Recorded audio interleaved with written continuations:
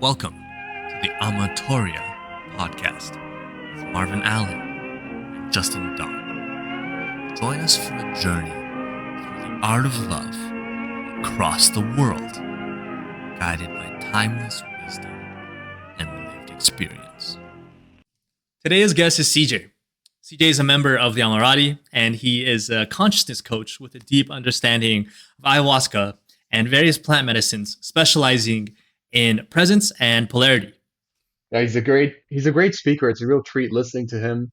Talks about a lot about shame, how it affects all of our lives, how it shapes a lot of the troubles in our lives. Talked about keeping a community of brothers during a long-term relationship, which is something that I think all of us struggle with. So it was really, really a great conversation, and I got a lot of value out of it. Yeah, super valuable. And by the end of the conversation, you will get a sense of clarity and direction and know the first steps to take to reclaim control of your own life. We hope you enjoy. Welcome back. You're listening to the Amatoria podcast with Justin Dong, myself, and my co-host Marvin. How are you, man? Where in the world are you? Amazing as always. I'm in Rio, still in Rio. I don't want to leave, so we'll see how long I stay. Don't blame you. Today we have a very special guest in the Amorati membership. This man is a legend. He is very, very into the spiritual side, the ayahuasca side, and the, you could say, nature-based primal aspect. We were just talking before the call about the tobacco kind of. You want to show it, Chris? Like what that thing that, or explain it in detail more later. But we have And Chris later, later, and he is been a long time Amorati member for 5 years, or how long have you been a part of the Brotherhood? Ooh, it's been at least 6, 7 years. Wow. Yeah. So you have a very interesting story, man. Something that I think the listeners will benefit a lot from hearing. You're currently dating a girl, and for a long time, girl that you adore, I imagine. And maybe you'd like to tell us your story. Who is this man that is sitting across this Zoom screen from us today? Well, first, I want to say that I'm very grateful to be here, two of you, and very grateful for this brotherhood that we have. It's something that I've come, in these recent years to just adore and appreciate, and just there's a sense of gratitude lately that's been blossoming very profoundly for all that the Ars Amorata represents, upholds, stands for, and all that I took away. To start off, my name is Chris Budz. I go by CJ, Christopher Joseph. I find myself in the United States right now, not too far from Chicago, in the suburbs. I currently live with my beloved girlfriend. Her name is Amanda. We've been dating for just about, it's going to be 2 years from September. Beautiful. Where to begin? Well, the first time I ever encountered Zen was during COVID, during lockdown, actually. I was sitting in my basement. I had just become a full-blown tattoo artist. I got my wings. And of course, the moment I get my wings, lockdown happens. And so I find myself in my basement, my parents' house. And I was contemplating, thinking, what do I love most in the world? And of course, I'm listening to, at the time, it was James Marshall from the Natural Lifestyles. I was listening to some of his videos and content. He's someone that I adore as well. And the YouTube feed is going, and I start thinking, if I can narrow it down to two things I love most, it's Japanese tattoos and it's women. And so I started drawing these very sensual, like, silhouettes of women, nice round butts and boobs. I like curves. And I started doing like Japanese background. So like wind and cherry blossoms and just like this representation of beauty. Now, this is before I knew anything about the Ars Amorata. So I just distilled this one day. I'm working on these projects and things were quite nice. I remember I was on Tinder and whatnot. But I also felt very conflicted being in the tattoo world. I got some flack and some criticisms for the way that I related to women. So I was basically the face of the shop. I was the apprentice, I was management, everything, answering phone calls, talking to everybody. In a tattoo shop, there are a lot of beautiful women that walk through that door daily. And I love women. I love women. And I'm not afraid to say it. And so very, very often, I'm complimenting someone on their eyes, their dress, just the way that they look, the way they walk in, the way they talk. Yeah. And from a very genuine place. Very genuine place. It's something that I always love to do is just genuinely celebrate women. However, the men that I worked with, um, the way that they tattoo culture and some American culture, it can be a little icky when it comes to the land of women, to say the least. And so a lot of them were very uncomfortable by the way that I spoke to women. Chris, you can't say that. You can't say those things. They're gonna think you're a creep. They're gonna think you can't do that. It's a professional place, and I'm like, I'm not asking for people to like give me a hand job in the closet. Like, I'm just saying this person's beautiful, that they made my day, that they look great. What's wrong with that? And I can't remember a single woman that ever like received it in an ill way or didn't smile and blush and say thank you and have, a beautiful conversation with me after. So fast forward to lockdown, I'm thinking of the ways in which I'm interacting with women and confused. In my heart, I want to show up this way. However, from the minds of others, is wrong. What the hell do I do? And so I'm drawing. And then all of a sudden I hear this voice on the YouTube. It goes, most men are in the closet about their love for women. Uh-huh. He goes, I love women. I love women. I love women too. Yeah, who's this guy? I hear Zan's voice.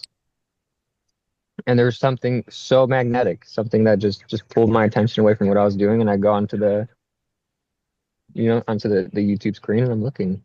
And I listened to this whole video with Zan in it, and I loved everything he said. Finally, somebody is speaking to my heart when it comes to women. I want to know more. I found the book club with Jordan and some of the older brothers, and I'm burning through this. Oh, he's got a book, so I get the book. All of a sudden, I find out that there's an essentials, but it just started, and so I had to wait 3 months for the next round. But all of a sudden, I'm so excited. I'm so,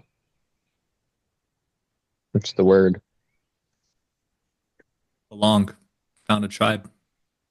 Yes. Yeah, finally, I didn't feel so lonely. There's men out there that see women in a very similar way that I do.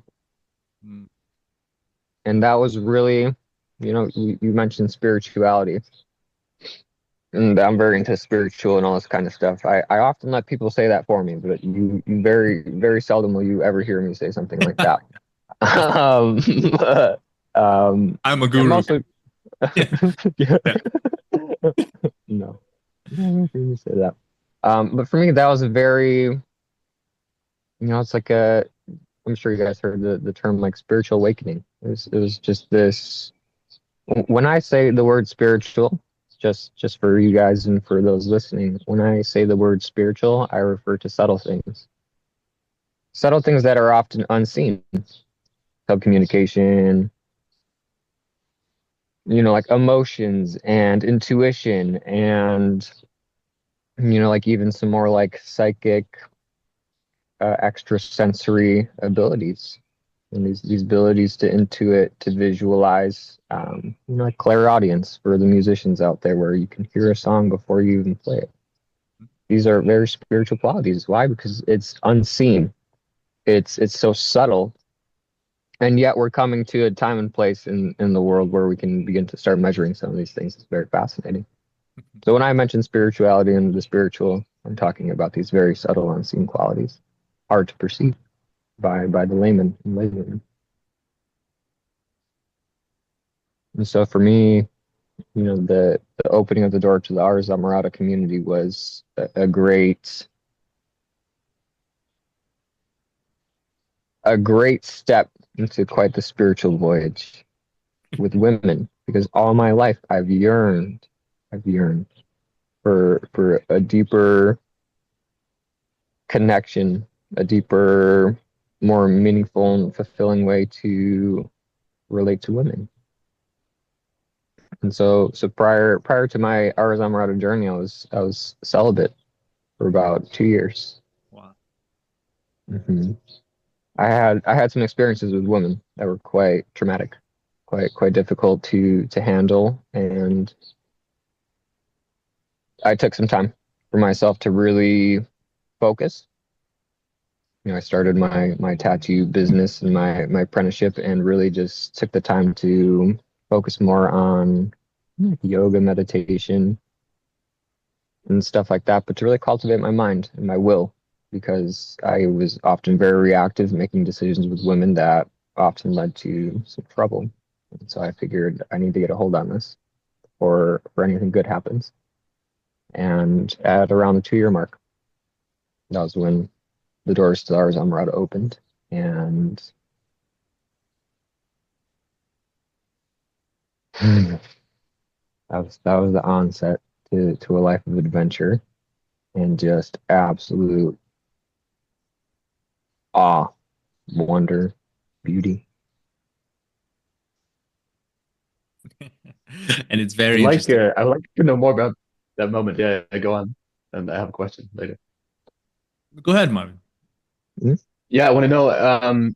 So I really want to kind of hone in a bit on that moment, like when you heard we talk a lot about the call to adventure on this podcast. So it sounds like you hearing Zan's voice, and then zooming in on that, that was kind of your call to adventure. That was your call to beauty, to finding your community, your tribe. And what's interesting to me about the story you told is that a lot of guys, when they hear this call, they're in a place of despair, pain, frustration with women. It sounds like you were Loneliness. loneliness, right? It sounds like from what you were telling that you were in a bit of a different place, like where you were recovering from some previous relationships, you were taking time to build your business. So it wasn't necessarily a place of pain and frustration, if I understood that correctly. So I would just like to hear more about that. When you heard that call, what did you feel at the time? What was your place in the world at the time? And then what was the next step you took? What was going through your mind when you heard that?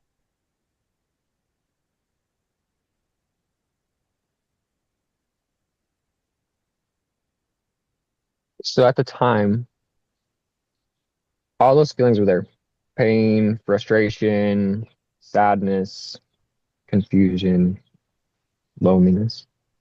All those were there. Of course, being in lockdown, not going out and seeing people, just being confined to my home. But that time really shone to me. Like like I said, I went from a very like monk-like way of being to quite the rascal in a very short amount of time. During COVID, I had like a small dose of mushrooms, and I remember laying down on my couch, and my experience came. It was very very soft and subtle, but I could feel this sense of loneliness and sadness. Like all I wanted in that moment was someone to hold me and to hold as well. I wanted the sense of connection. I wanted touch. I wanted love. I have everything. I have a tattoo career, the career of my dreams, up and running. I have, a great community around me, and I'm making more money than I ever made in my life from creativity, from something that, gives me a lot of joy, and yet I have no one to share it with. Hmm. And that was heartbreaking. Heartbreaking. So I was at the pinnacle of heartbreak and loneliness. And like you said, that call comes. But with this call came hope, a great hope, and just a promise that there is a way. There is a way that is far different from anything that I've ever seen and grown up around. And everything. I mean, all of the fear, all of the loneliness, all of the pain and sadness washed away when that calling came.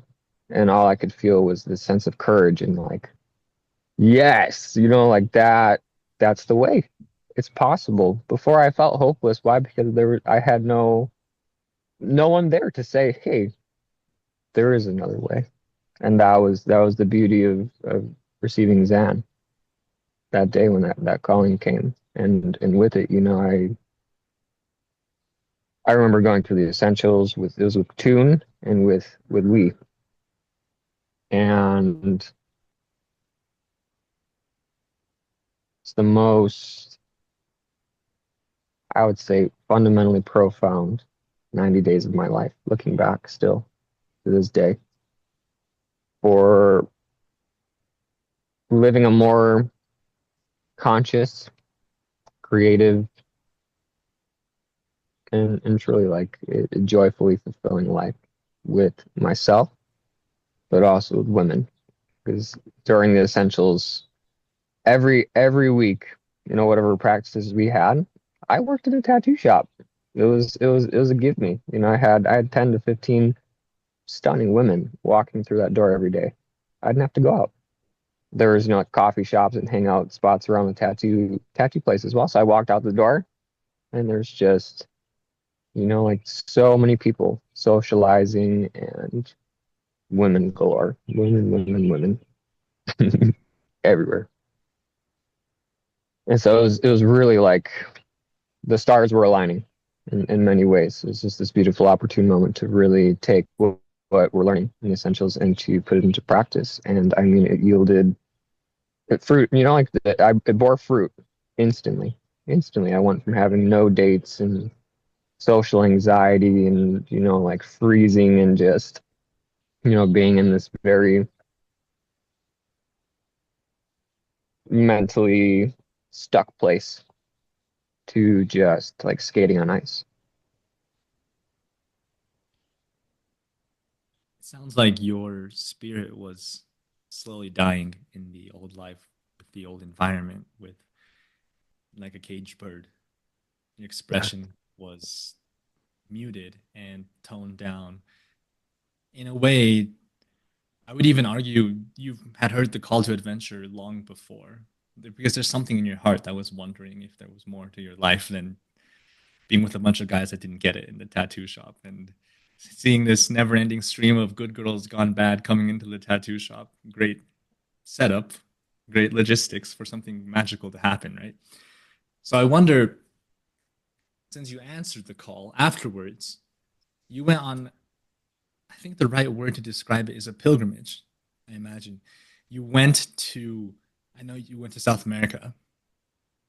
And what were your journeys like? We talk a lot about Brazil, Argentina, Colombia, the transformative nature of going to these places where you almost see in HD for the first time. Wow, okay, not only should I be owning my desires, if I don't, I'm a pussy. And the women are like, what's wrong with you? So I'm curious about your journey after you left home and that spiritual. And we don't talk about spirituality or beauty in terms of, oh, release your body from all desires, la la. This, it's like there's something beautiful about a woman's ass up in the air in front of you. We always talk about. Yeah, especially if you can get to spank it. Exactly. So, well, I'm curious about your journey after crossing the threshold and leaving your home and the kind of spiritual, the ayahuasca, the mushrooms, and that kind of experience that transformed who you are. So, like I said, before I was Amorata, I was in a very like spiritual mindset and way of being. Right. Now, looking back with 5 years perspective, spiritual bypassing is a very real thing, my friends. Everyone that's, no fapping and monk mode and, you know, trying to be free from their desires is often running away from a whole lot of shame, and dressing it up in a very, virtuous and honorable and socially accepted and celebrated way. Oh, he just works so hard. Oh, he's just so devoted to his spirituality. Where deep down inside, this guy, was aching for a kiss, aching for just, a warm embrace and a partner, someone to giggle and laugh with, someone to share my life with. But riddled, so riddled with shame, sexual shame from experiences in the past, just so much, so many things that I had no idea of. And so I was truly operating from the best place that I could to really have some self-control and a more conscious expression of my will. Because like I said, shame is dark, it is hidden, and it is often the very thing that keeps us stuck in our head and in perpetual loops of misery and suffering. I won't speak too much about that. That's part of my coaching practice is really getting into shame. So for all of you out there that might be interested in exploring Link more, below. we can link it up at some point. Yep.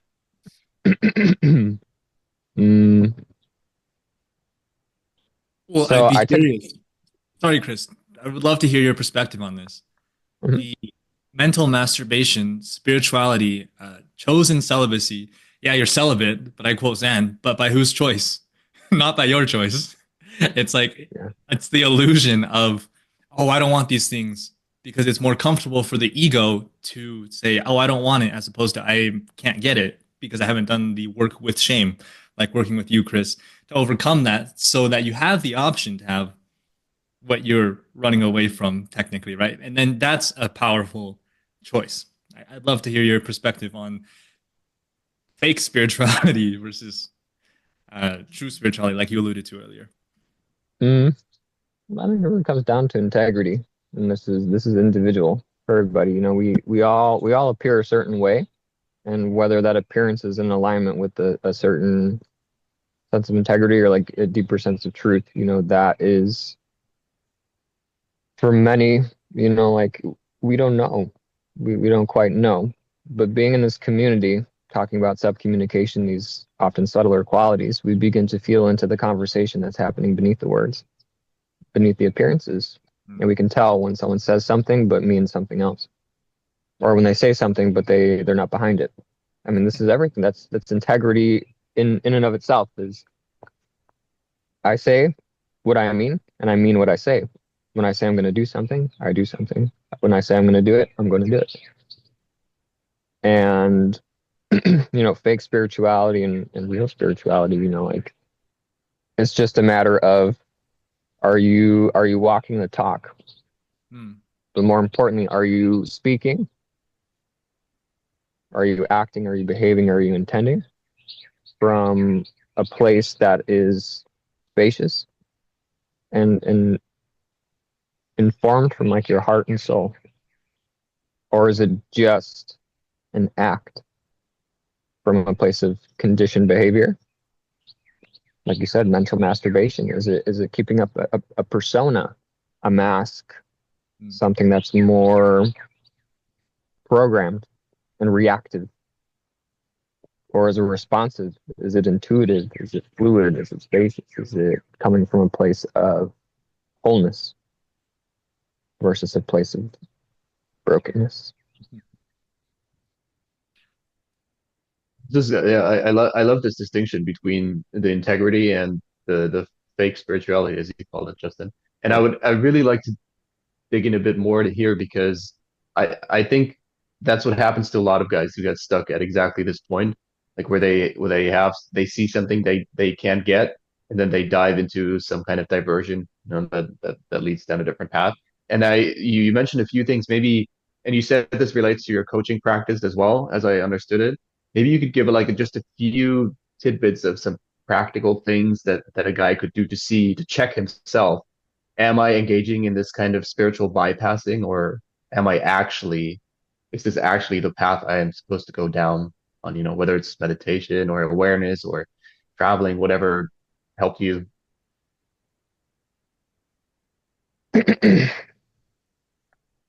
Mm, Everybody has a very unique like conditioning that I will say. We're all conditioned from the experiences of our lives, but more importantly from the experiences of our mother, our father, our grandmother, our grandfather. We have so much information, so much of who we take ourselves to be in this present moment is informed by the experiences of others.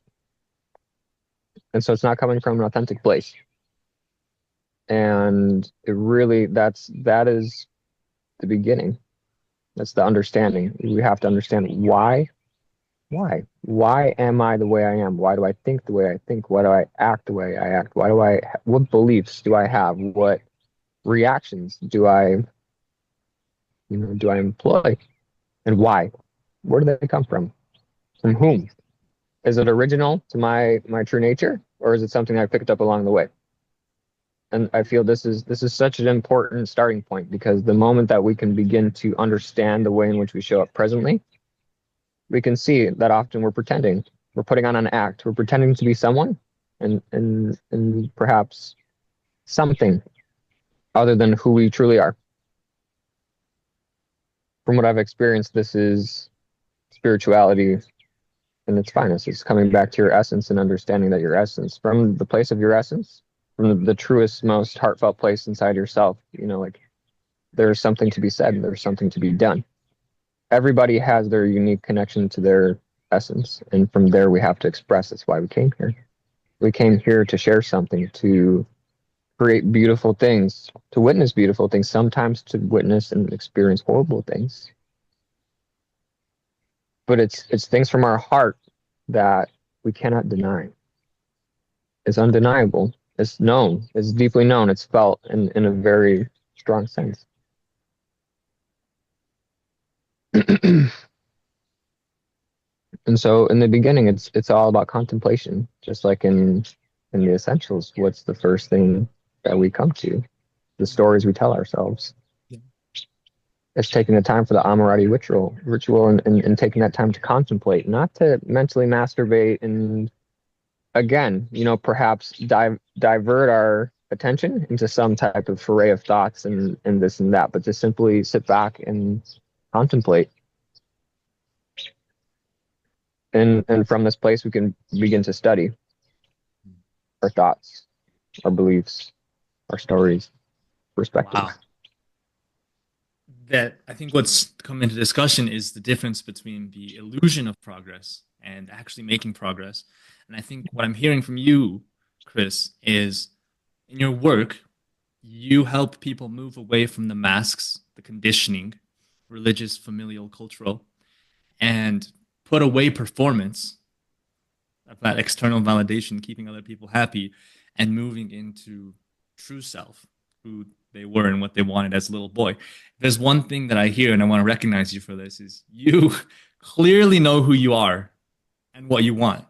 You can feel it across thousands of miles on the fucking Zoom screen, man. So I'm curious. We talk about a lot, Marvin and I, the fact that the journey is actually, the further you go along, the more simple it actually gets, because you actually were already whole at the start. There were just parts of you that were shamed. There were parts of you that were missing. And we talk about the metaphor of the little boy kissing a girl on the lips and running away, pulling her hair. That's the spirit that still works, but we just forget it because of society, because of wokeism, because of social media, because of not feeling good enough. So I'm curious your thoughts on the idea that Ars Morada is a message of hope in a sea of soul-killing, dream-killing media and overload and spiritual bypassing and mental masturbation and the illusion of progress. It's like, we say this every time. You going to the gym, you getting tattoos, you building a business empire isn't going to get you girls if you haven't done the inner work, right? Just to know that you already are good enough without all that external validation. I'd love to hear your thoughts on that. I went on a bit of a rant. Important. Very important to bring these things up. External validation, distracting ourselves and often obsessing over particular things. Yeah. Fetishizing the grind and all this, all these interesting things. But you bring up a key phrase. It's that I'm not good enough. I'm not whole. I'm not good enough. It's fascinating. It's a fascinating thing, seeking validation for, for who I am in this moment. Well, who you are in this moment, you say is not good enough. So what is this validation going to do? It's a bottomless pit. What fulfillment will ever land and stick? It's a game. It's a silly game we play. A silly story we tell ourselves. But yet there's a very serious nature to it. Why? Because it demands inquiry. It demands a particular surgical approach of understanding, why am I not good enough? And first and foremost, with any worthwhile transformative practice, whether it's yoga, meditation, Kriya Yoga, Vipassana, drinking yahe in Colombia, coming here with the Ars Amorata, all the modern coaching and therapeutic practices. People come to these places, every single person, I will say this with confidence, comes to these places because they are stuck and they're sick and tired of being stuck. Approach anxiety, stuck. Mental masturbation, stuck. We're stuck. Fear of rejection, stuck. We're stuck. So now when we're stuck, there's one culprit. And this is the root. Shame. Shame is the first place to go. Always. It's the root of the tree. They say, there's like diagrams of like the chakra systems and emotions that are associated with the centers. And the bottom, the lower centers, that people often try and like elevate themselves above and get this sense of, pseudo, spiritual superiority above the carnal desires and, the ways of the world. It's just a funny way of avoiding shame, because shame is unbearable. The nature and the quality of shame, it's unbearable, and it's supposed to be. Now, overworking, getting this $1 million business, like doing all of these things to be good enough is rooted in shame, because shame says I'm not good enough. This isn't good enough. We shame ourselves, and then we go out into the world and expect other people to treat us differently. It's nonsense. It's nonsense. And so the first place to dig is shame. For all of you out there that feel stuck in some way, you have to become intimate with shame, and you have to cultivate a relationship, one in which is comprehensive, because shame is beautiful. Shame is beautiful. It is not only is it the emotion that keeps you stuck in your suffering and your misery and your confusion. When shame comes, confusion comes. The freezing takes your breath away and you freeze. That's shame. All in all, that's shame. But shame is also the reconciling emotion. Shame comes to bring you to a dead halt. Stop. No further. Why? You're out of integrity. You are saying things when in your heart you mean differently. Come back to your word. Express truthfully. Stop lying. Stop beating around what it is you really want to say.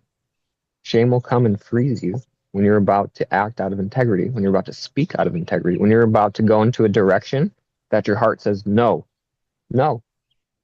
Do not pass go. Do not collect your $200. Do not, do whatever it is you think is what you need to do. Because often what you think you need to do is often the thought of, if I do this, then people will validate me. They'll recognize me. And then I'll feel good enough. Then I'll feel whole. Then a woman will come into my life. But what I really want to do is go walk up to her right now and tell her, say, wow, my jaw hit the floor when I saw you. You are so beautiful. I don't know what else to say. My heart is wide open and my butterflies in my stomach. I just want to tell you that this is how you make me feel. What's wrong with that? Nothing. That is good enough.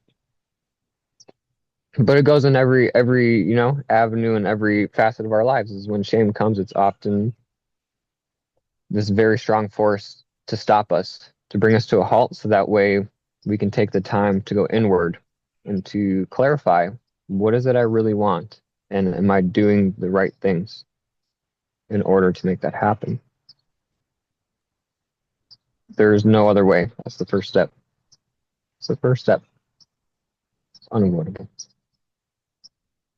I would love to know if you can clarify between, because you talked about two types of shame: the shame that stops you from listening to your integrity, and the other. I imagine there's a different kind of shame that comes kind of from the judgment of other people, or the judgment of society as a whole. Maybe if you see it that way, could you clarify what the difference is between those, or how can you recognize those different types of shame? And maybe if you could also briefly touch upon guilt, how guilt is connected to that shame. Yeah, you bring up a very important, like a little avenue of conversation here. So like I said, shame is crippling. Shame can be crippling. We know it in this community. As approach anxiety, is fear, social anxiety. There's so many stories that come with shame: unworthiness, fear of abandonment, fear of judgment, fear of being shamed. Now, shame comes, and the first thing I want to do is hide, because I feel ashamed. And so often people will hide. They'll hide in so many different ways. But for people that can recognize it, they can see it written all over somebody. Is that we're often running away and hiding when shame is present inside of us. But the thing is, it's inside of us.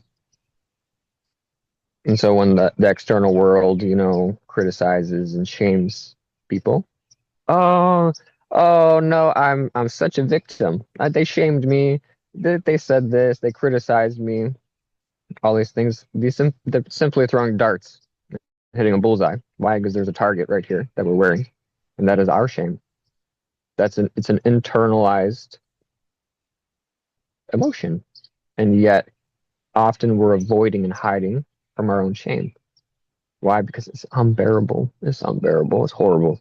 It is. It's agonizing. This is an agonizing emotion, and we do so many things: masturbation, all the variety of substances, meditation practices, breathing ceremonies, cacao and bufo up your nose and whatever. So many different ways in which we avoid the shame that we feel. And often it's to elevate us, it's to create this euphoric high.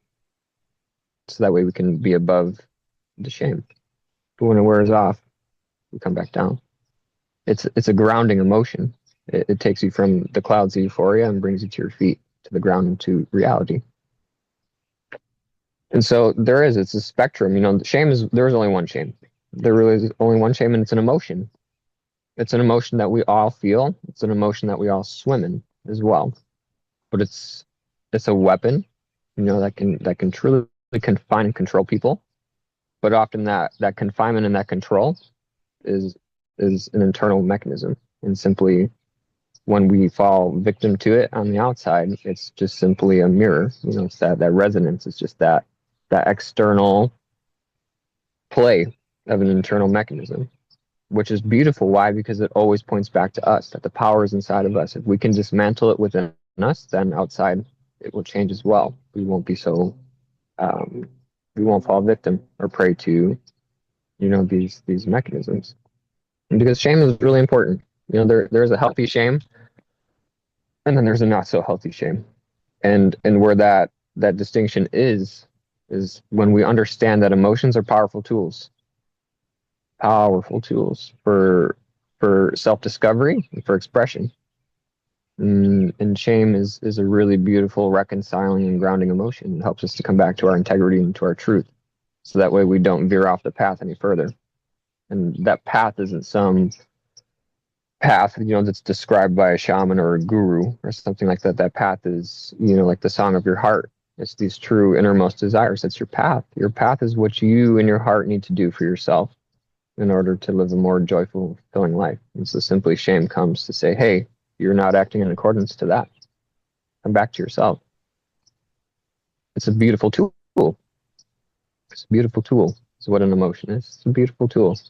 Whether we choose to use it like some weapon or drug or an actual tool, responsibility always lies here in the way in which we hold it, the way in which we choose to employ it and utilize it.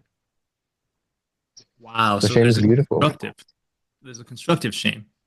I almost think of it like anger, right? Like you look at your life and it sucks, and your true self is ashamed, right? Like, what are you doing with your life? Is that a form of shame? Would you say as well, in a constructive way that motivates you to change, as opposed to hold you back?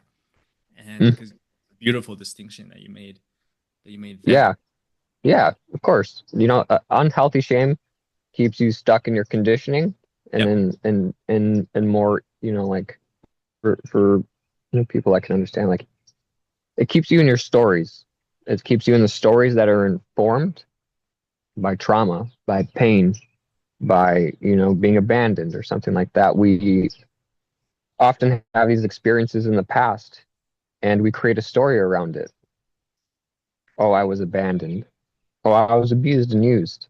So all of a sudden, instead of being this joyful, present being that we naturally are, that we're constantly trying to come back to, we put on a mask, we put on a costume, we start putting on this act. Why? Because I am a wounded boy. I'm gonna be abandoned. I'm an abandoned, helpless little boy. And all of a sudden we start acting and showing up in the world of women from a place of I'm an abandoned, helpless little boy. And women treat us accordingly. They quote unquote abandon us, but they simply leave because we're playing a silly little game and we're trying to rope people in. But it's a false sense of identity. It's this wounded identity that we trade for our presence, for our joy, for our calmness, for our peace, for our intuition.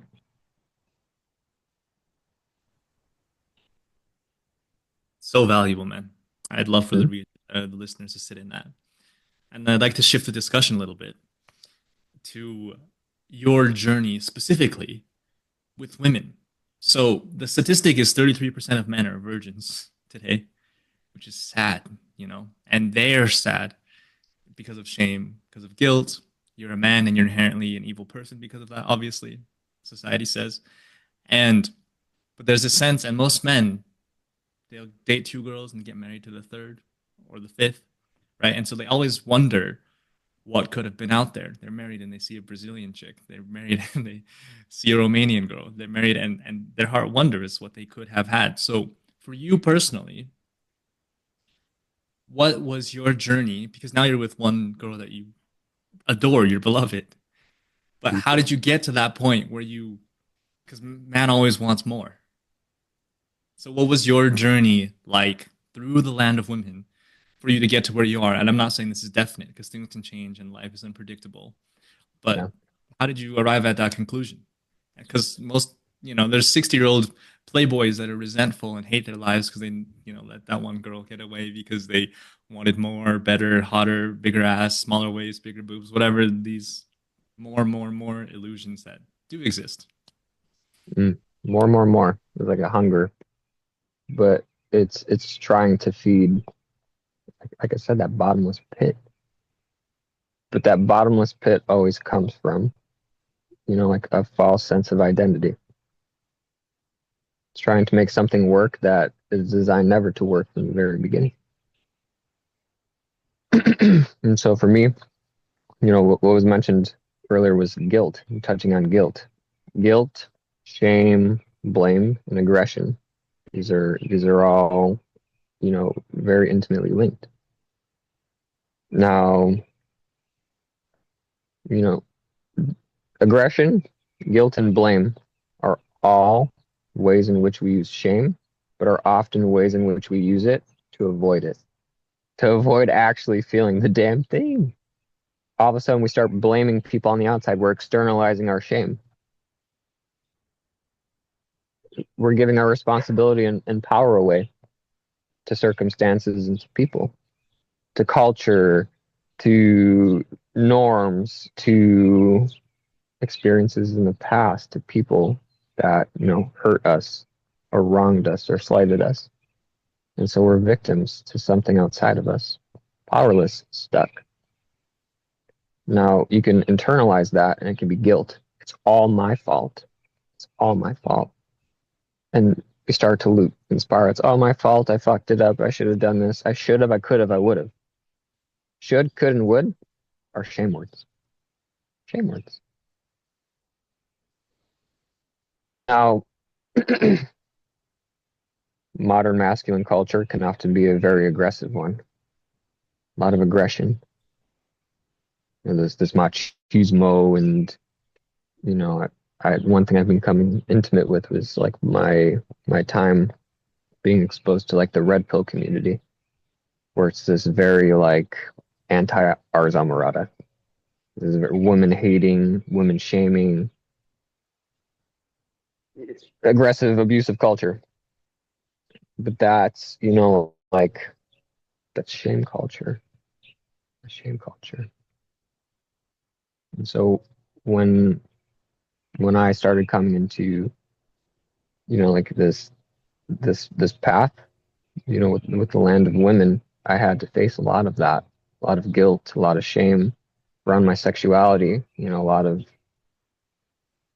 conditioning from, like growing up as a Catholic kid, but also understanding that the very foundations of American culture come from, if I'm not mistaken, it's a Protestant foundation of deep shame around sexuality. Victorian. That's our, and it's ingrained. It is so deeply and subtly ingrained in our psyches, and we're conditioned, and we don't even know it. And so, my path of the Ars Amorata was one of really coming to a place of understanding of the societal, the cultural, and even like the ancestral conditioning that I have. When I say ancestors, I'm not talking about, my ancestors from 3,000 years ago. I'm quite literally talking about my mom and my dad, my aunts and my uncles, my grandma, my grandpa, their siblings, the people in the past 100, 200 years that, like really inform the way in which there's a culture within the family. And so it's been, this deep uprooting process of challenging the stories that I tell myself in relationship to women, and understanding, that a lot of the perspectives that I hold towards women, towards relationships, towards myself in relationship to women is often informed by someone else's experience, something that I witnessed, something that I experienced, that I told myself a story. I interpreted a situation, but it's not the truth of the situation. It's just my interpretation. And that interpretation then creates a belief, and those beliefs create an identity. And all of a sudden now, it's life is difficult. I can't talk to women. I'm ashamed of my sexuality. Is it okay that I just want to like visualize myself bending that girl over an electrical box and just, giving her the best experience of her life? Yeah. Is it okay that I just want to walk up to that girl and tell her she's beautiful and want to kiss her? No, I'm shaming myself internally. No, you're bad. You're a pig. You're nasty. You don't think about those things. Like you're a piece of shit for having these desires. Like be free from desires. Blah blah blah. Spiritual bypassing window. Yeah. And so my path into the Ars Amorata, I went on the essentials, and I met my first ever girlfriend. Her name was Siobhan, and I remember, like I started dating her. It's one thing to meet a woman and to start dating, but it's a whole nother thing to have a long-term relationship and to keep that fire alive. Yeah. Why? Because, in the beginning, when you meet someone, it's a very elevated and powerful experience. You have no other choice but to be present. Why? Because it's so new. It's so exciting. There's this merging and this luminosity that just puts the mind and our conditioning in the shadow. There's just presence, there's just curiosity, there's exploration, there's play. It's the honeymoon. But once that fades, all of a sudden, now the conditioning comes in. Now all the programming, all the shame, all the byproducts of the culture that we grew up in comes to the forefront. And it's often the very reactive things that we do, the unconscious things we do that kill that fire. Because in our right minds, we wouldn't. And yet from a place of fear, from a place of woundedness, from a place of, telling ourselves stories that we forgot we even tell ourselves, all of a sudden we're reacting. We're not consciously choosing. We're reacting. It's reactive behavior. This is where all the no-fap and all the self-help and the monk mode and all this kind of stuff come. Why? Because we're in such a reactive place that we have to force a stop. Why? Because I can't control myself. I'm acting and speaking and saying things that I don't even want to say. I don't even know why I'm saying it. I don't even know why I'm doing it. And it's ruining everything. It's ruining everything. But that's where guilt comes in. Is all of a sudden, now it's all my fault. Now it's all my fault. And the inquiry ends. But if we can hold the guilt, we can hold the blame, and we can hold the shame, we can realize, okay, hey, in my heart, what I really want is this. I want a fulfilling relationship. I want deep, passionate intimacy, lovemaking, and sex. I want a connection and an ability to share everything with somebody. And yet I have stories that I tell myself why I can't do that, why I shouldn't do that, why it's wrong, why it's actually not good. And it's a matter of being able to hold that shame so that way we can start to examine why these reactions come up. Why? Because it's the reactions that are getting in the way. We're getting in our own way. Like in the Essentials, we talk about the saboteur. Yeah. Wow, I'm listening deeply to what you're saying, and there's a thread that emerges. You could imagine modern man is in a labyrinth of sorts. He doesn't know where to go, and every direction seems the wrong one. And what you mentioned about regurgitating beliefs that are not even your own, whether that's the result of consuming mindless content on social media, whether that is choosing to be around bad company that doesn't have your highest self in mind, even if they're, care for you, parents, friends, community, etc. The importance, I think, emerges of curating your life, designing your life, and like we talked about in Essentials, and choosing your company and choosing what you're exposed to.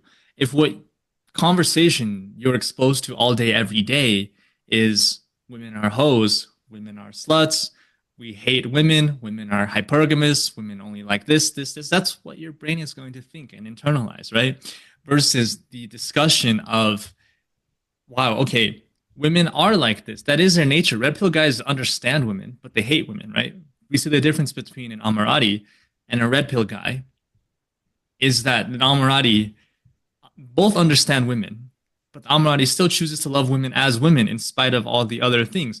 And I think the problem that the red pill guys make is that they take the behavior of one or two women or certain women and apply it to all women. But there's also sweet, kind, gracious, generous girls out there that don't fit that description, that are looking for something honest, something beautiful. And heartfelt. Yes, and it's not acknowledged. So I would love for you to speak on the modern man has so much noise, so much signal, so many directions he could go, fake gurus, red pill, black pill, looks maxing, all these sorts of things. And I think, and Ars Amorata is just one path of the mountain, but I argue that if you sit in this discussion with people that won't add to your shame, add to your guilt, they accept you for who you are, and it's actually more than okay to like women. In fact, it's expected of you. The only shaming we will do is, man, you said you liked women. Why didn't you talk to her, bro? In a constructive kind of way. You told me that you were so ready to meet a woman and you're not acting like that. So I'm going to hold you accountable to that. I'm going to constructive shame you into being like who you told me you were. And so I think the discussion evolves to community and perhaps what has that brought to you? I'm sure you didn't go on this journey alone. You said you went through Essentials with Toon and Lee. And when I joined Essentials, you and Nate, Crypto Nate, were the co-mentors for Lee. So what role has community played in your development and your progress and your journey of a lifetime, your transformation? So community is everything. That's been one of the biggest struggles for me since joining the Essentials is coming to, you know, like appreciate but also trust community. Why? Because in many communal relationships we've been misguided and hurt, and so often shamed. So one thing, you know, there's so many people out there, most men especially, like Zan says, and I think it's really important. Many men live quiet lives of desperation. They're alone. They're trying to figure everything out by themselves. This whole lone wolf, you know, alpha mindset. It's shame. Shame. You want to hide. You want to hide. You want to be alone and isolated. Oh, I love my solitude. No, you're just afraid to be seen. You're afraid to be seen. And that's the beauty of community, especially brotherhood, especially brothers of integrity, brothers of a higher calling and standard, and of a more conscious culture. Is all of a sudden, now I see you. I see you. I see your heart and your essence, and I see all the nonsense that's getting in the way. Get rid of it. Hey, I'll help you untangle a little bit here and there. But that's the beauty of community is this iron sharpens iron kind of thing. When we all come together under a certain, you know, with a certain flag, a certain testament towards life, all of a sudden we can hold each other to a higher standard. We evolve more rapidly. Why? Because we're seen. We're seen for all the beauty and the splendor and all the luminosity and grace that we have, but we're also seen for all the conditioning, all the shame, all the nonsense, all the stories. And it's brotherhood that really helps to offer that reflection of, hey, like you're saying, hey, you're telling me you want to show up a certain way, that you're this, I'm that, and yet you're acting completely against that. Bro, what are you doing? Why? But that's the beautiful question, is if we can hold a brother accountable with some tenderness and some love, we can ask that question, why? Hey, why are you feeling that? Hey, where does that come from? What memories come up with that? Hey, what stories do you tell yourself? And all of a sudden, you know, in the Essentials, you know, all of a sudden we see guys start waking up. You're realizing, oh my God, it's all been just a story. But it's beautiful how many men come into Essentials and often, you know, afterwards, during, they'll find a partner, and sometimes they'll go on to marry this person. Why? Because it's not a matter of going and having many experiences. It's a matter of just opening your heart and truly being honest with what you want and need, and all of a sudden life delivers that. Or they date extraordinarily beautiful international women till the day they die. Whatever's true for you, the listener. Yes, precisely. Whatever you need at any given moment, and nothing's final. There's nothing that's certain, nothing that's guaranteed for life. But what's certain is that your heart will always guide you. You know, like there's always that little internal voice that's saying, "This is what's next. This is what's next." Take that step. Have that courage. Take that leap. Have that faith. I would like to ask more practically, maybe specifically, because it happened to me in my last relationship as well, that I think it happens to a lot of guys. You dive in with a girl, you meet an amazing girl, you dive into the relationship with her, and you kind of forget about your friends, the community, the brothers for some time. And then you realize at some point, hey, wait, like I'm missing something in my life. You know, the life with her is great, but there's some other part of my heart that longs for a different type of community that I'm not getting just with her. So maybe how do you practically balance those two things in a long-term relationship as you have right now? Great question. Very good question. I'm going to tell you a story, and it's going to might be a little bit of a long-winded story to get to this point, but I'm coming to the point. Everyone that's listening, for you guys too. So all of my life, I've struggled with women. I struggled deeply with women, constantly feeling like I'm not good enough. There was always some bigger, better guy that came into the picture and stole the heart of the woman that was the apple of my eye. And there's always this unrequited love. I just had this resistance for the longest time, even in my long-term relationships, the previous one and even this current one. I always had to struggle. I've always felt this smallness. I've always struggled with shame, guilt, big time. It's all my fault. It's all my fault. They left. Someone else came because I'm not good enough. All these stories. And so recently, like the last year is like the first year of my relationship. Things started off beautifully, magically, and the moment that Amanda and I moved in together, all of a sudden things got very interesting. But prior to that, we had gone to the jungle to drink yahe with some really powerful elders, and our honeymoon phase came to an abrupt end during our retreat. And all of a sudden, all the conflict, all the mayhem starts coming up, all the reactivity, all the trauma, everything. What seemed to be this magical, incredible relationship turned quite sour and quite difficult. And so being in a long-term relationship, like it's like I said, it's one thing getting your foot in the door, but it's a whole nother thing to tend to that fire day in, day out to keep it burning and to keep it going. Because often we get distracted by many things. We lose touch with our community. We lose touch with our art. We lose touch with our creativity. The things that fill our cup, all of a sudden, we put away, and we lose ourselves in the relationship. And that's often, that's the very recipe for disaster. That's how the fire, like there's no more fuel on the fire, and of course it goes out. And so that begs the question is why do we abandon ourselves? Why do we abandon all the things that fill us up and nurture us? Because the way in which we choose to interact with our relationship and show up it reflects in the relationship. If two people abandon themselves, the relationship is doomed. It's doomed. And so that's often, the very first things that seem to go is our friendships, our relationships, our community. It starts to, our focus and attention goes into the relationship. Now, it's important sometimes, to be very mindful of the company we keep, the community that we foster, because it informs who we are, and who we are when we show up in our relationship adds to the relationship. It informs the way in which our partner shows up, and vice versa. And so there's a lot of, integrity at question. Are these relationships, is this community, are these pursuits, are they truly nourishing me in a deep way that I can show up into my relationship and be strong and present and coming from a fulfilled and truthful place?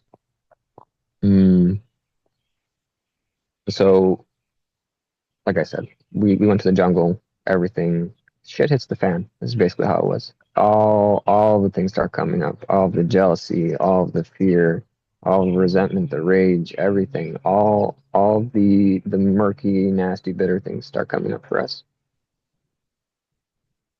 What to do? We're constantly on the verge of breaking up, is what it is. It's this, this high and low kind of thing. Things get really good and they're ecstatic, and all of a sudden now we're back in a low place. Oh, I think we should leave. Oh, this is not going to work out. The fire is going out. All these things.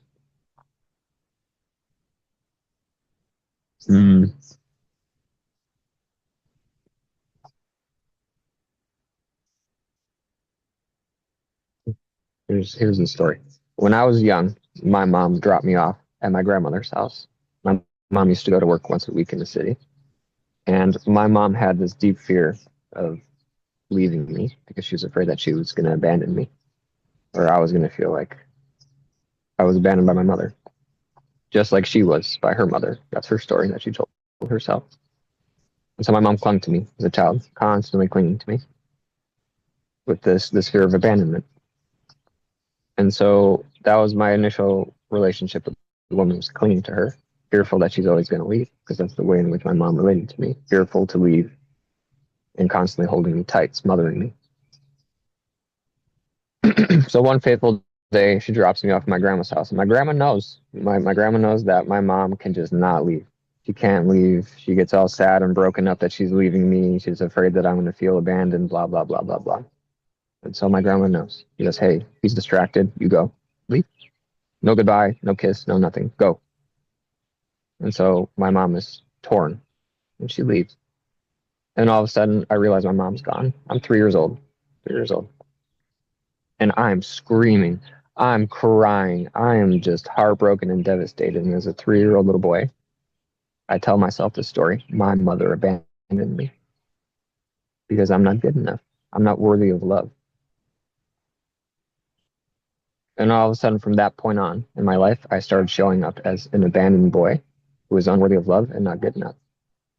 I traded this, this curious and wondrous childhood presence for a silly story. My mom came back later and she picked me up and took me back home. And that memory and that story faded into like my subconscious mind. And yet all of my life, all of a sudden I'm having struggles with women. I'm feeling unworthy. I'm not good enough. Like things just don't seem to be working, and I'm blaming myself. It's all my fault. I'm not good enough. For some reason, I'm not good enough. That's why she didn't stick around. That's why she went with the other guy. That's why the relationship ended. And oftentimes too, I would feel abandoned. Oh, another guy comes along and she abandoned me. She abandoned me. And so I've had these struggles with all my relationships. I'm jealous of other guys. Why? Because, well, what if they're better than me? What if she goes with them and abandons me? And on the flip side, I would be watching out for these things. 1 foot out the door. Why? Because what if she abandons me? Abandon or be abandoned. There are so many relationships that I sabotaged, that I abandoned this woman out of the fear of being abandoned by a woman. Like I told myself when I was a 3-year-old boy. Who sees a self-fulfilling prophecy. Self-fulfilling prophecy. I had the story that I'm an unworthy, unlovable, boy that's going to be abandoned. And so I showed up that way to women. I spoke as a boy to myself this story, and I showed up in the land of women as this helpless boy. And it's created nothing but trouble for me. Nothing but trouble for me. Even in my current relationship. And so through mastery, through legacy, Jordan's courses, I begin to just really like cut away at a lot of the noise internally when it came to stories and masks and wounds. And this past March, we went to Colombia for my birthday for an ayahuasca retreat with some friends. And, it's difficult enough to go alone through these experiences because it really brings up and turns a lot of the more bitter, unknown, disgusting bits of ourselves. And it's even more challenging to go in a relationship with a partner because all of a sudden now everything comes up for the two and how it informs the relationship. One thing that her and I really struggled with was taking time for ourselves. All of a sudden, the friendships and the communities that we were so involved in prior to meeting dried up. We struggled to separate ourselves from each other. And we knew we have to communicate with our friends. We have to find community. And yet there's some sticky stuckness where we just couldn't separate ourselves. And so much conflict, things have gone sour. They've gotten, quite cruel and horrible at times. Enough to merit one of us walking at any given moment. And yet her and I chose to stay together and to work through things, to really seek the help from some professionals, coaches, and ultimately from, a dearly beloved friend and shaman. And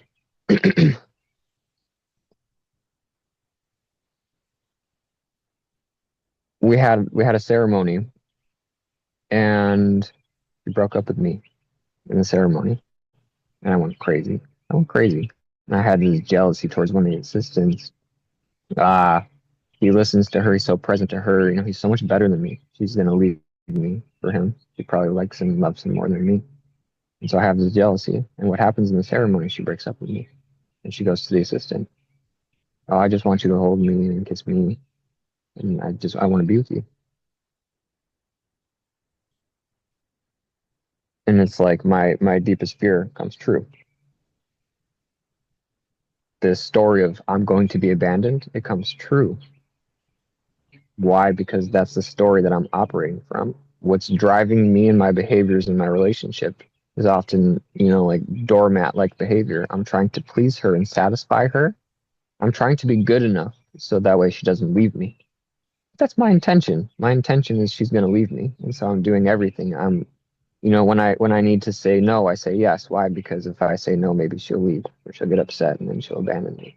You see, it's this whole story of me constantly trying to avoid the very thing I fear, and yet at the same time acting out of integrity and creating the very environment for that to happen. It's a self-fulfilling prophecy. It's a story I told myself, and it's a story that I created. It's a relationship pattern that I, as a man, led.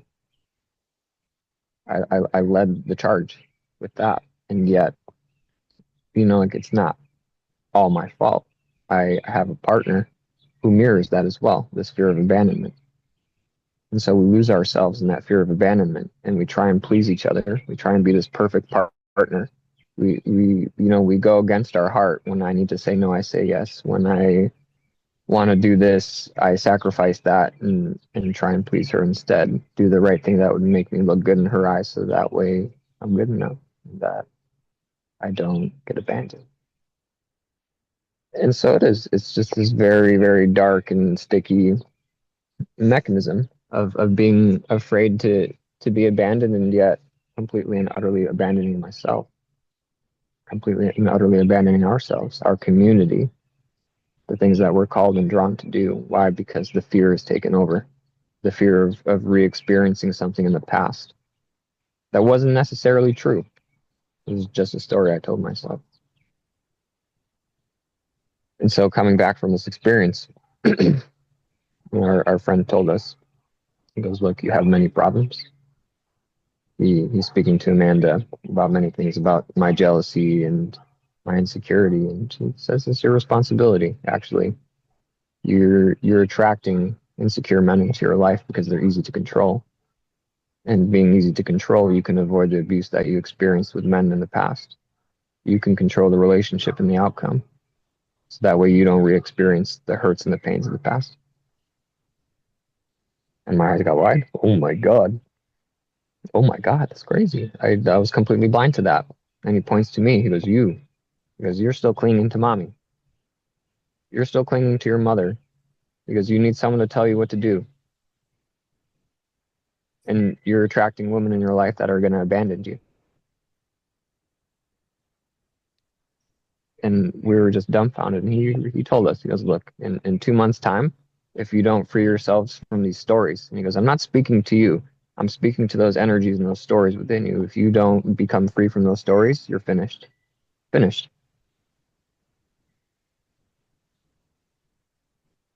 And the awareness around all of that, it's curative. All of a sudden, the awareness of all these stories and mechanisms and reactive behaviors and self-sabotaging and sacrificing behaviors that come into the light of awareness and begin to dismantle and unwind. So one thing, coming back from Colombia, it's been about a month and a half now. We committed ourselves to taking time for ourselves. I wake up in the morning and I go for 3-4 hours. I go for walks and write and read and do my practices and stuff like that. And what had come up for me is this abandonment story. But what ultimately has come up for me is the responsibility of, hey, you told yourself a story and you started acting a certain way. And out of fear, you created the very situations that you wanted to avoid.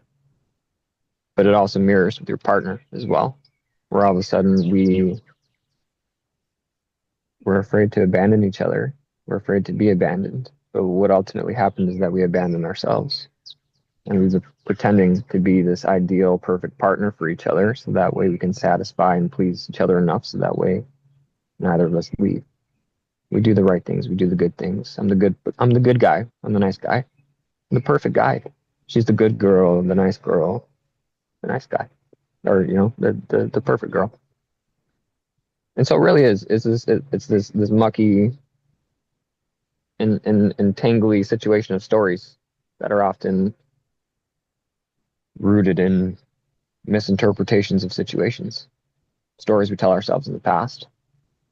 And so, when we find ourselves, losing touch with our community, losing touch with you know, our heart's desires, it's often these very unconscious stories that we forgot we told ourselves that we need to revisit, not to suffer them over and over again, but to understand that it's not true. Not true. That I've been putting on an act this whole time, and I've been reaping the fruits of that labor. And they're often bitter, sour, and disgusting fruits. But the root lies in my responsibility. My responsibility. Wow, man, what a powerful. Fuck, I was riveted, man. Listen to that story. A couple of things came up when I was listening to you, man. One, a quote by Jung. He says, "Until you make the subconscious conscious, it will direct your life and you will call it fate." That is you recognizing your patterns or having it told to you by an elder, by a sage, by a mentor, kind of. But then many people, well, most people just never even realize their patterns that sabotage them for their whole lives. And they live a life that they don't even know what happened. They just were a zombie through their life from cradle to grave, and nothing happened. Nothing changed in them, right? But then a lot of people, when they are aware of their traumas, they stay stuck, like you mentioned. They don't do anything about it. They complain. They shift to a new identity of the victim, of give me privileges because I had a bad past. Everyone had shitty things happen in their life, right? What I hear in your story and what's so beautiful is that element of personal responsibility for both you and your girl, Amanda. You guys were at this point, right? On your honeymoon, no less. And that must have been a roller coaster. And you guys both took some time to yourself, really contemplated your life, like you mentioned, and took responsibility, took personal responsibility and accountability and moved forward.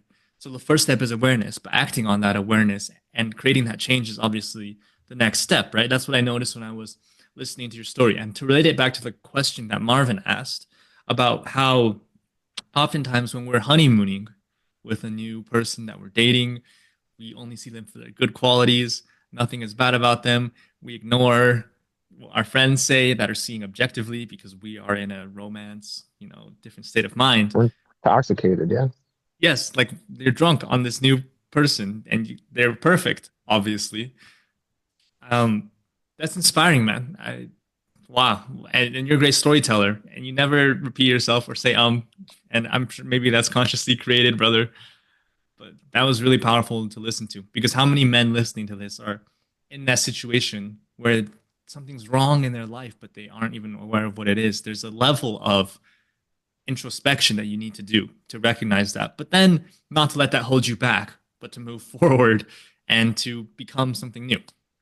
Yes. Yeah. And that's the thing too, like people get lost in this wounded, I have to heal kind of paradigm where it just becomes like a fetish, but it becomes another way, another means to distract people from the power they have to choose differently. That's the whole point. The whole point of sitting with medicine. That's the whole point of contemplating. It's the whole point of going and living like a monk.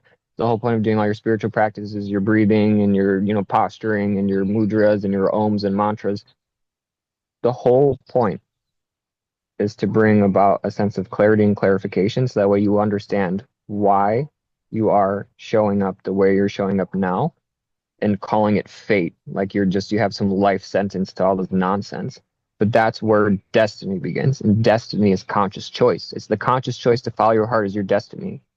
Is it pre-written? Who knows? All you know is what's in front of you. All you know is what you have to do now. That's your destiny. Your destiny is your conscious ability to choose differently from what you've been conditioned to be.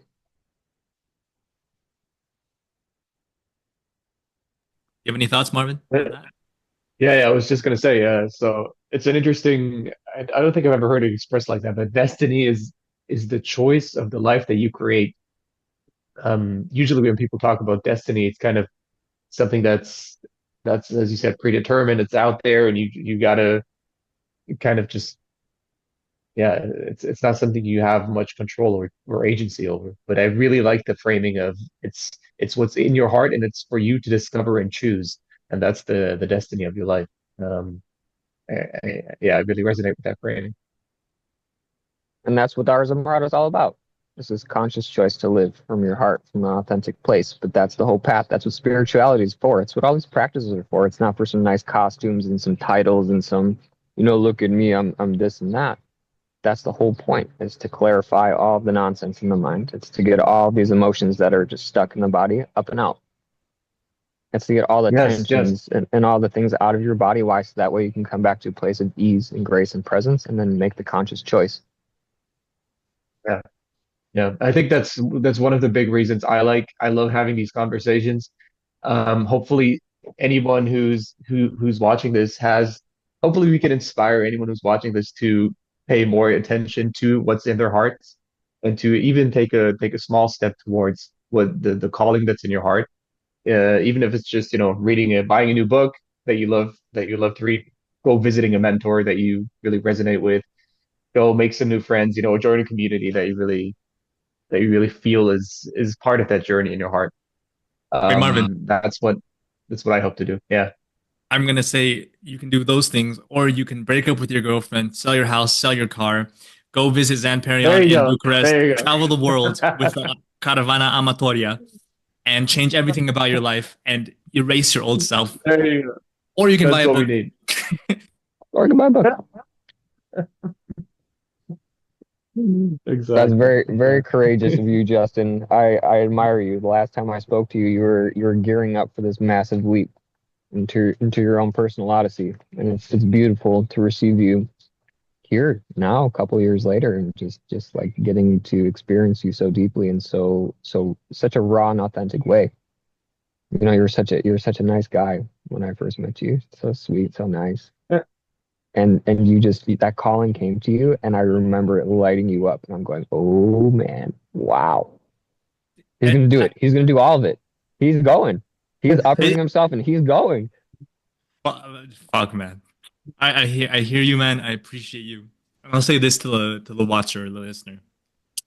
Once you get a taste of that freedom, that pure ecstasy, and that pure wild freedom that we were born with, how the fuck are you supposed to go back to a regular normal life?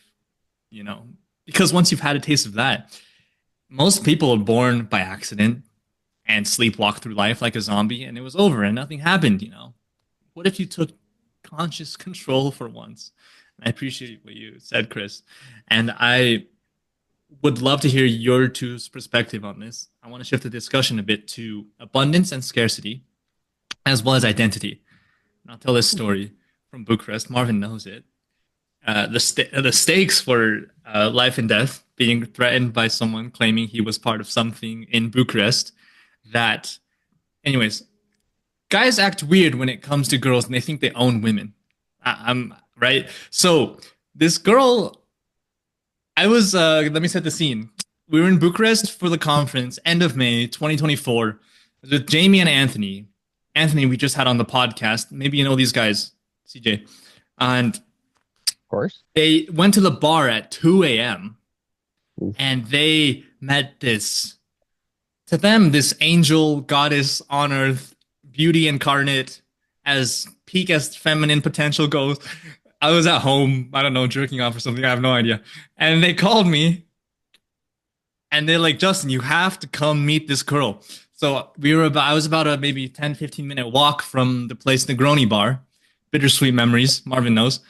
And they had both tried to get the girl before I went there and had failed spectacularly, but were proud that they showed up with this girl. Right? So they called me into the scene. I went to this bar. I will not mention her name. And she was with some friends. She's wearing a black dress, like short, like perfect in the right ways, where you can see that God does exist because he made a woman like that. And I was in a fucking tank top and like about to go to bed, but they called me on a Thursday night and I went to this bar and this girl was so interesting. And so we went and we talked about simplicity earlier. The only thing I said to her is, I have a lot of trouble going to bed with a girl that I can't have a conversation with. That was just how I felt in the moment. And I had expressed that to this girl. and this will make sense in a bit. And so this girl, it turned out, I won't get too much into the specifics of how it went, but this girl apparently had broken up with her boyfriend from 2 days ago. The guy was big mafia. He was some rapper, some guy with connections, some dude. They were still living together. And he had Instagram access to her account from his phone, obviously. And so and in Amorati, we say, you never kiss and tell. You, as a gentleman, never kisses and tells because you don't want to ruin the girl's reputation or anything like that. But I made the mistake of texting her. I really enjoyed kissing you. And this guy gave me threats in Romanian. He was going to rape me with 10 gorillas. He was going to cut off my nuts and send me back to China. Anyways, there was a lot of nasty things that he was saying. Now, for the listeners, and it was a bit scary in the moment, of course, right? But the guy that's going to actually do something to you isn't going to threaten you like that, just for people listening in that situation. So anyways, this girl, and I'll relate this back to abundance and scarcity, she was very physically attractive, and she was better than women, or better with women than I was, like a dream scenario. Like she came straight out of a fantasy, and she liked girls, right? So in my previous identity, it was like, wow, I've always dreamed about meeting a girl like this. And so you change your behaviors, you act from scarcity, you try to control the girl, you try to keep her to yourself, whatever. I remember one time we went to Control on Tuesdays. Anyone that's been to Bucharest knows this. They have Tuesday nights, drinks are half off in Control Bar. And this girl's like, she just went and got girls for me because she got off on the idea of me being with other women. Something about that. This is changing the discussion drastically. And then we went home and we were drunk and we passed out. And she said, sorry that you didn't sleep with that girl. And maybe I'm being too much here. Maybe I'm talking way too much. I don't know where I'm going with this. But the idea was that was not something that I had been used to in the past. And so, and relating to what the question you asked earlier, Marvin, about losing your sense of self when you meet someone that's beyond your reality, when you meet this new person, when something new comes along, and let me think about this for a second, that they have no flaws. And I remember getting to a point where I told Anthony and Jamie, this is me giving you permission to call me out and tell me if I'm acting in a stupid way because of this new girl in life. Because if you have that community and brotherhood aspect, I think this is the point I wanted to get to with this story. You just lose the sense of who you are when you meet that wild Lilith kind of woman that is uncontrollable, has the greatest highs and the lowest lows. And it didn't last very long because you'll never control a woman like that. But that sense of brotherhood, they were there that called me into the bar, that were there to support me throughout the experience and to tell me, yo, you are ruining your friendships with us and the Amorati because you are going deep into this rabbit hole with this woman. And this is an extreme example. But to have that voice of reason, even when you don't want to hear it, but when you need to hear it, there's some value to that. That was a long-winded and ridiculous story, but I'm curious your guys' perspective on that, and from abundance and from scarcity, where you meet a woman like that and you just want her because you've never had someone like that before, and how that shifts who you are, and you move away from integrity in a way, like you mentioned, right, CJ, because you are chasing something that I'm having trouble articulating it, but I hope that kind of illustrates something. I'd be curious for your guys' comments. Well, first, I want to say thank you for sharing. I know you're talking about how it's long-winded and ridiculous and all this kind of stuff, but it's very true. It's very relatable. It's raw. It's palpable. It's vulnerable. This is a genuine experience you had, and many people would be very ashamed to have such an experience, and they wouldn't want to utter it to the world. They wouldn't want to be seen. They wouldn't want to be heard for such a thing. Especially being a man of the Amorati and lover of women, and you're getting lost in nonsense, or as you say. But I think there's something really important to that in mentioning like scarcity and abundance.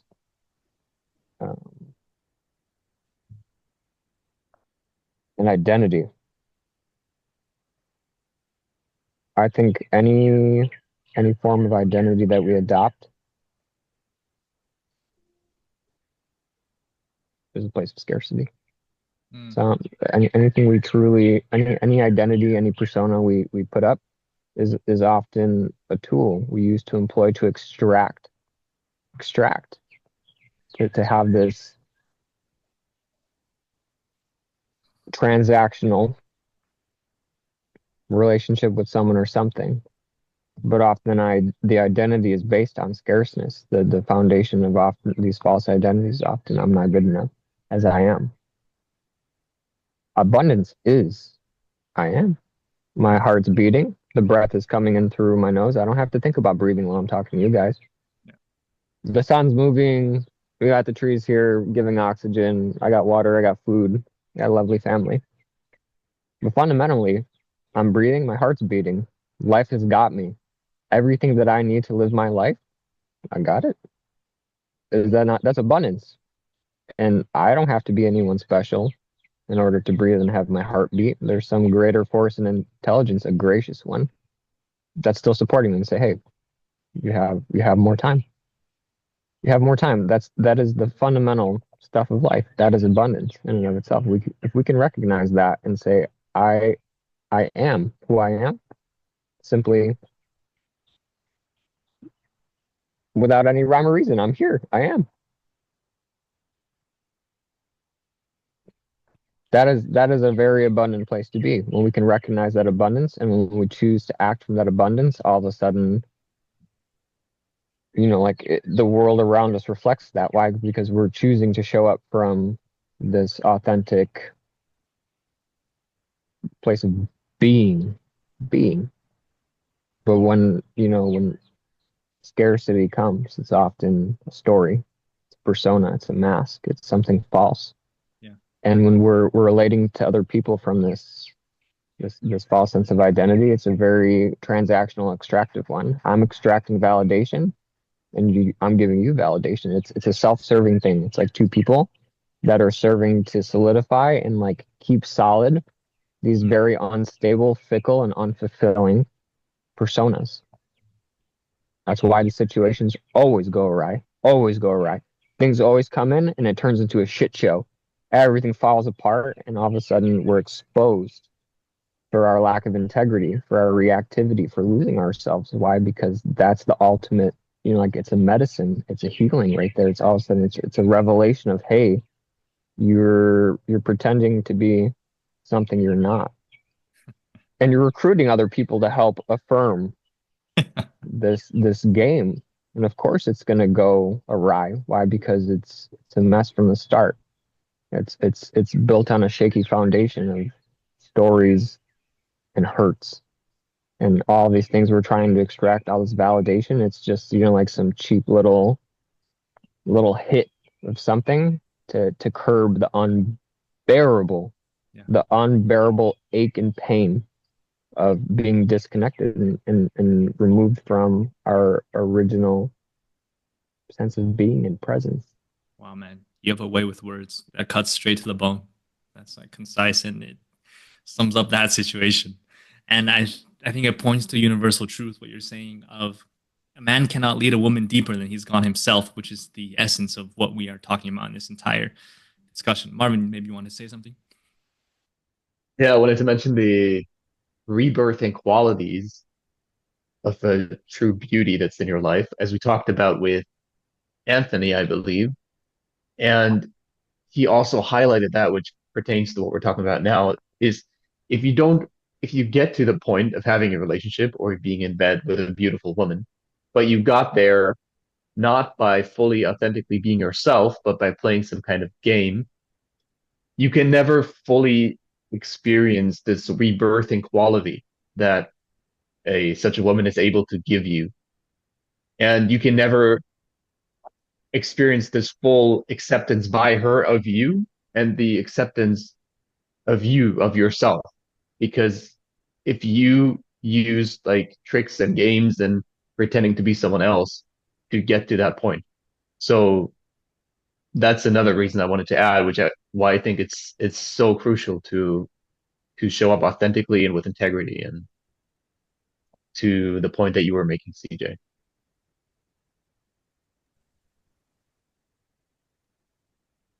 Yeah, if you got the girl by being someone you're not, whether it's in 3 hours, in 3 years, it's going to come to bite you in the ass. As opposed It's to, Yeah. it's exhausting. It's yeah, exhausting. Why? Because you have to put on an act. And when you realize you're putting on an act, you either have to stop putting on the act and let everything fall apart, or you just, you there's many means of distracting and numbing and creating confusion in our minds. So that way we forget.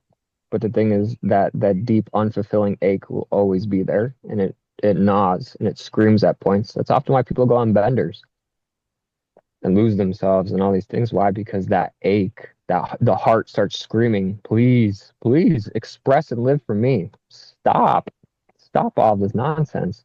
It's exhausting. It's unfulfilling. It's sufferable. CJ, I would love to know what is on your masculine edge when it comes to women, your relationship to women in the world, and what you're currently exploring. What's on your horizon? What's pushing you to the edge of your capability as a man? Whew. Well, I think it's starting to rain here. Might have to go inside here in a moment. Where is my edge? I'm gonna sit with that one as I move inside because it's starting to rain. Yeah, go ahead, Give relocate. me like 2 minutes. Nature man. It's I was thinking about who asked the last question, Justin? I was trying to remember I believe it was the Jeff. last guest. It was Jeff, I believe. Or was it Wade? I think he related. I think it was Wade. Yeah, yeah, it was Wade. Yeah, it was Wade. I was trying to remember. We should be more prepared for this. I was God, trying to what's the remember. question? I forgot the question. I was trying to remember the question again.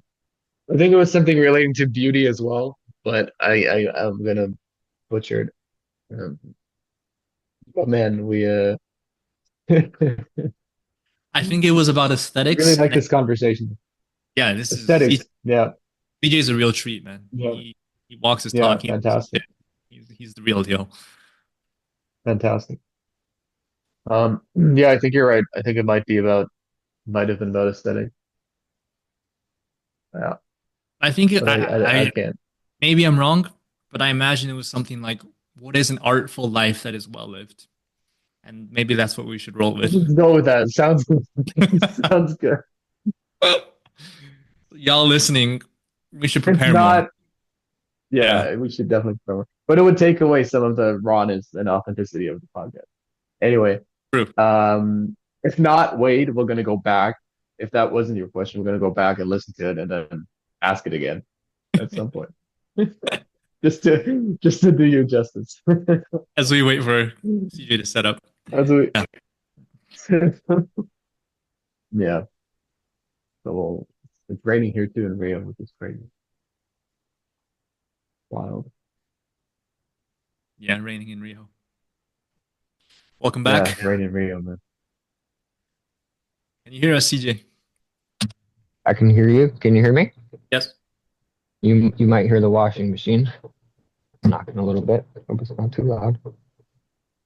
All good. So Masculine you edge. That's a good question.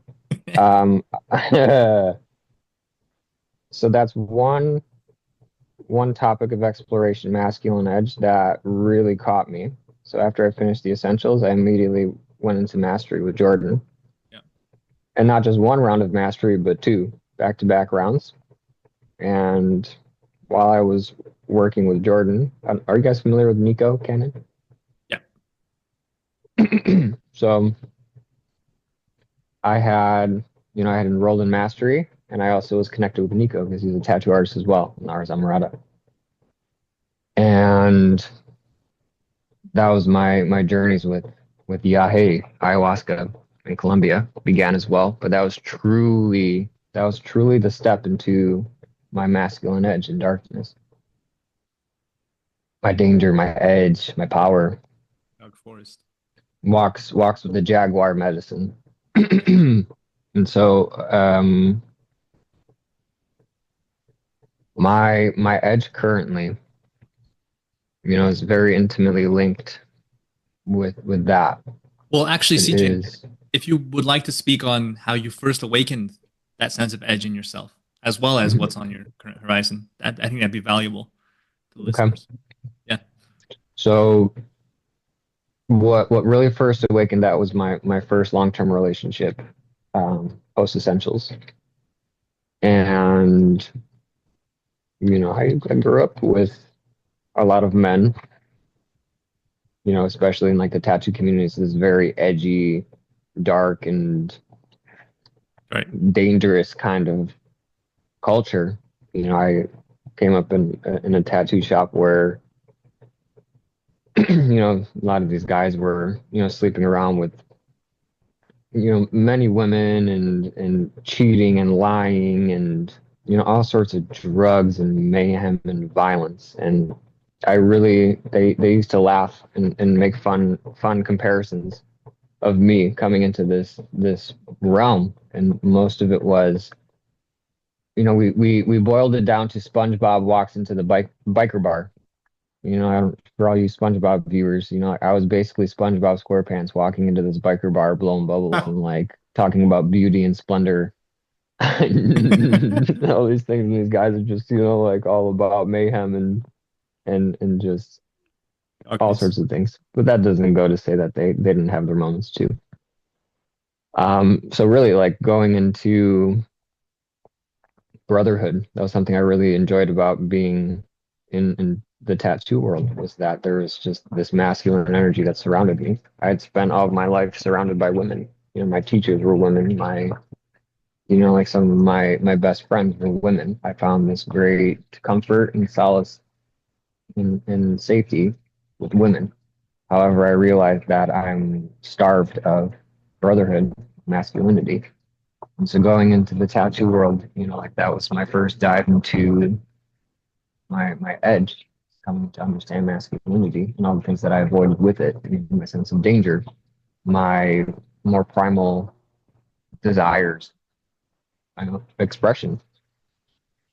And so there was just this battle of, of trying to find a very beautiful way to discover my edge and communicate it and express it in a way that was healthy, that was beautiful, that was conducive to my well-being, but also in service to my own personal evolution in a very fulfilling way. So it's always this balance, of losing yourself amidst the myriad of distractions and staying focused and holding strong and true when the darkness comes. Because often it's the things that lie dormant in the darkness. It's our demons, it's our conditioning, it's our stories, it's our suppressed emotions, it's our shames. It's things that are very bitter, abusive, dangerous, ugly, some would say. And so, of course, going into mastery, it's a deep dive into that. Working with Jordan, it's all about that. Working with Nico, same thing. Now working with Yahé, they say it's the jaguar's medicine. Now, why is the jaguar so important? The jaguar is king of the jungle. Jaguar is an apex predator in the water, snatching up caiman, the alligators. That's its favorite food, is these alligators. It's these huge reptiles, dinosaurs that this jaguar comes and just snatches out of the water. They hunt alligators. I didn't know They that. hunt alligators. The jaguar can see in the dark and in the night. These things can climb trees. They can swim. They can prowl, and they stalk. That's one thing about the jaguar, is it stalks its prey. It's very calculated and focused and precise. It wastes no movement. Often when a jaguar is honing in on its prey, it pounces up and strikes from above, because it's the blind spot for every single creature. So it's a very precise animal. And they say that Yahé ayahuasca is the jaguar's medicine, because it's been observed that the jaguar, before it hunts, it goes and chews on the ayahuasca vine. And they noticed that this very meticulous and calculated and sharp animal, predator, all of a sudden goes and chews on this vine, and it's drunk. Woo! It's their words would be chumalo, like it's drunk. It's intoxicated. But there's a certain edge, a certain like perception, a certain expansiveness and sharpness that it gains from working with the ayahuasca vine. So when people, for those who are listening, for those who've experienced it, when the jaguar theme comes to mind, it's very, very linked to this medicine because it's a guardian. It's a protective spirit of this medicine. Now, the point I'm bringing is they often say, like the shaman, they often embody the jaguar. Why? Because the jaguar comes when the jaguar medicine comes, when this animal comes, it's to go hunting in the dark. It's to go and uncover all the things in the darkness with a certain fierceness, with a certain ferocity, with a certain fearlessness and courage. And so that is something that's very pertinent to me. I went and drank yahe, and all of a sudden I fell in love with Ambi. I fell in love with this community in the mountains. For the first time in my life, I could imagine having a wife and children. I could imagine having a home and roots. I could imagine living a life. Prior to that, here in the States, my relationship, my work, my life, I was confused. Something's off, something's not right. People, oh, Chris, what do you, shit or get off the pot kind of thing. Lay your roots down, start your life. And I say, no. Oh, people, oh, it's just limiting beliefs. Oh, you're just not confident enough. I said, that's not the case. It's not the case. Not here. There's just something about here and the context in which I'm in that isn't suitable for what it is I want to bring into this world. And so, of course, going to Colombia, I fall in love, and that calling comes to me. This is your home. This is where that life will be. And it's very difficult coming back after receiving that calling to come back to an unfulfilling place of work, an unfulfilling culture, an unfulfilling manner of being, an unfulfilling relationship. And so as I'm going through, these ayahuasca retreats, working with Jordan, working with Nico, we were doing the legacy course, and I had to do a self-guided vision quest. And so for 3 days, I didn't do like a formal vision quest, but for 3 days and 3 nights, I sat by a fire. I sat with tobacco, and I consulted a friend who's a shaman to help guide me through this experience. And it was such a bitter and dark and terrifying place, but there was just a lot of experiences, not much understanding to be had about it. But what I didn't realize was that I was, in a way, committing ritualistic suicide. And not killing myself, but killing all that is not myself. So all of the things that are not true. And it's that edge that I find myself just constantly riding is the one of discovering the ways in which I am pretending to be something I'm not, and reconciling, forgiving myself, but also having to reconcile and apologize to my partner, to my friends, to my family. It's coming to this greater sense of truth within, and then having the courage to express it on the outside, knowing that everything that's before me is going to shift and fall apart, quote unquote, but simply clearing a way to lay a foundation upon bedrock, so that way I can build a life that is built to last and built to thrive. And so that edge is basically burning everything down to the ground. And I find myself in this place where tattooing, I've completely and utterly extracted myself from the American tattoo culture. I am currently tattooing, out of the house. I'm tattooing some people in their homes. I'm in this void, in the space of not necessarily confusion, but of a knowing in my heart that what's needed for me is to clear the board, is to dismantle everything and to constructively destroy everything that I've built so far, so that way I can rebuild from a place of greater integrity. So that way my life is now fulfilling in a very deep and all-encompassing way. And so I find myself, in the basement of Amanda's mother's house. I don't live on my own. We live here together with her two brothers. And so what is before me now is a great deal of opportunity. I just met with somebody who also works with medicine and a more conscious and beautiful approach to life. Who's a tattoo artist that has a studio here in Chicago. And I have a place to work now. But what I don't have is books full of appointments, money in the savings account kind of thing. I don't have these guarantees that everything's going to be all right. All I have is a great deal of faith and trust and a call to say, step forward, walk by faith, not by sight. Don't wait for all the overwhelming evidence to curb your fear and uncertainty. Step forward and pave that new way. And when I showed up for myself in that way, all of a sudden more opportunities come. You know, I sat last week with my aunt and my uncle, they're realtors, and just discussing how can I go about moving out and renting and all this kind of stuff, property owning. I want to know everything. I just want all the information so that way I can make an informed decision to lead myself and my partner out of this place.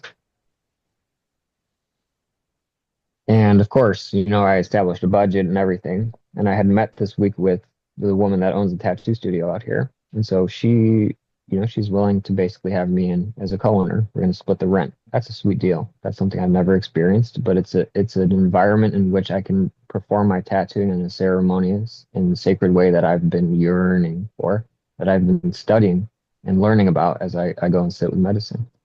So that is my edge. All of a sudden now I'm completely extracting myself from one culture and making the choice to create something from nothing. What do? I'm so used to having someone tell me what to do. I'm used to having a boss. I'm used to giving my power away to someone above me to control me. And now I have to do what I desire for my heart to do. And with that, I'm on my edge. Why? Because all of a sudden now I have to live and act and breathe and show up from a place that is so raw and authentic. That's the only choice I have.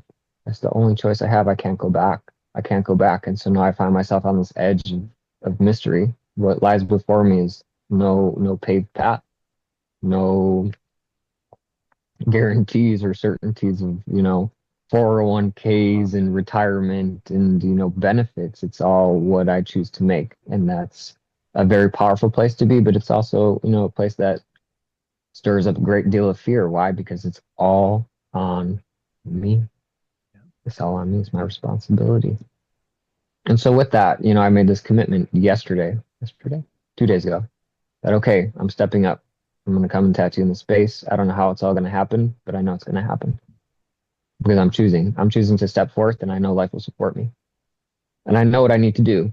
I have this long to-do list of posts and, you know, like content to curate and just value to provide. Because that's my edge. My edge is now life demanding my raw, authentic expression for me to share everything and anything that has been of great intrinsic value to me in these past couple of years of truly deeply diving into the darkness of my own, you know, unconscious and subconscious and really truly doing the things that go against the grain in every way, shape, and form of the culture surrounding me. But there are so many people yearning and aching to do the same, to see someone who's done it, to see that it is possible, because it's those trailblazers like Zamparion, like Nico, like Jordan, like my friends in Colombia that have done these things and shown me that this is possible for you too.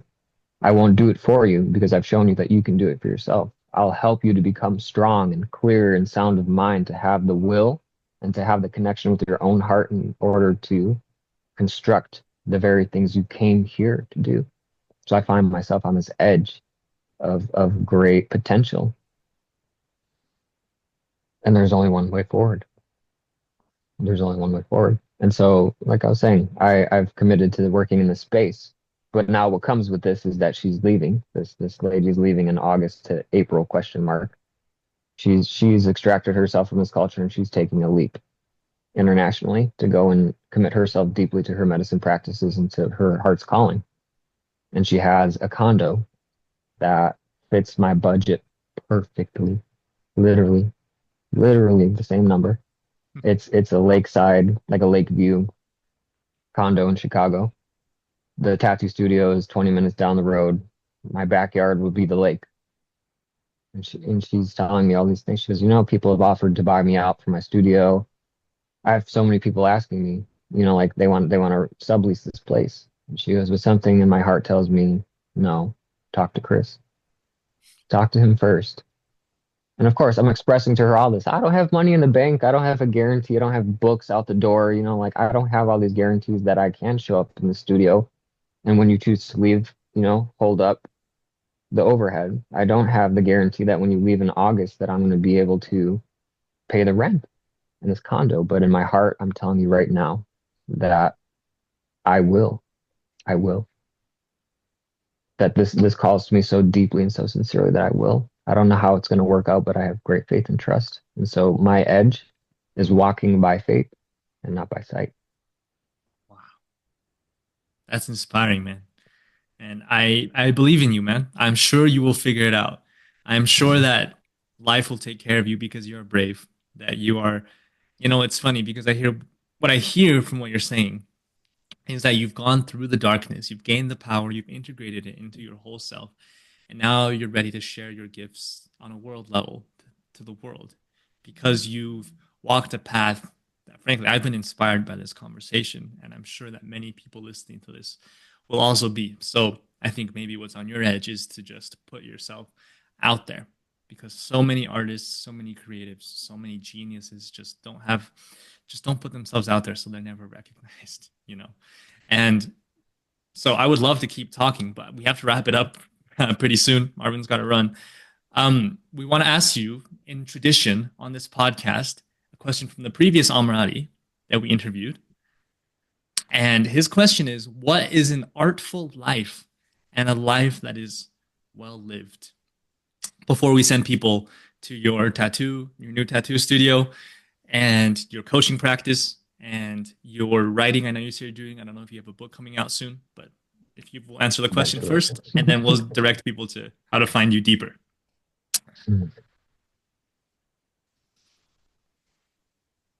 So what is an artful life and a life well lived? Yes.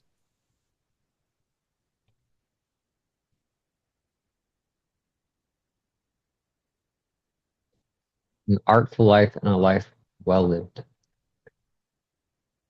is a life that is created and approached from a very heartfelt and sincere place. One that is a creative act, it's a choice, a deliberate and joyful choice, despite the overwhelming influences and potential excuses to do otherwise. It's an act of bravery. It's an act of love and beauty, and it's a powerful choice that only you can make. And it's unique only to you, unique only to me. We'll never look the same, and we will never be done the same, because that is the gift that you and I have to bring, is this unique little blossom to life. One that will never be recreated. One that will only echo for time immemorial.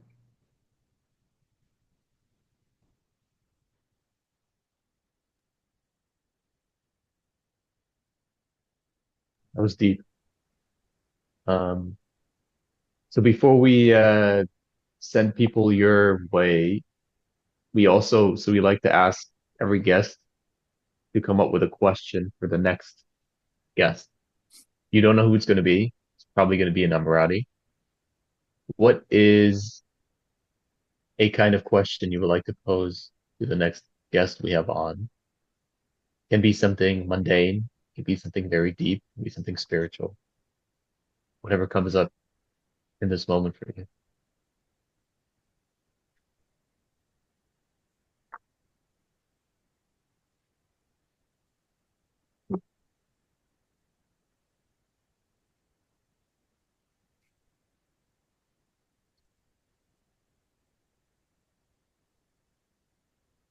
What is the greatest act of love that any human being can commit?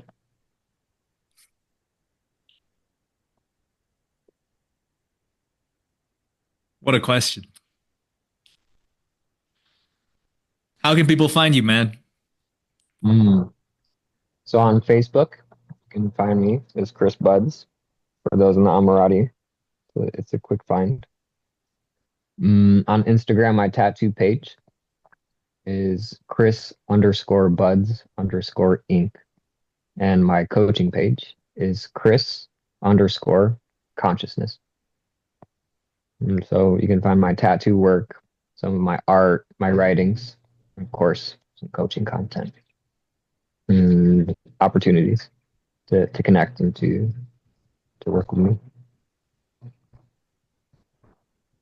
Beauty. This has been our longest Incredible. interview yet, and I fucking love it. And let us know in the comments if this is valuable and if we should keep doing long form interviews like this. Chris, we really appreciate you coming on and giving us your precious time and making this happen. And we'd love to have you on again as soon as is possible. Would love to hear your updates on your situation with the tattoo shop and being a co-owner now and being at the forefront, no longer taking instructions, leading the charge. And we'll leave that thread open. And we'd love to have you back on again. This has been Chris. Thank you.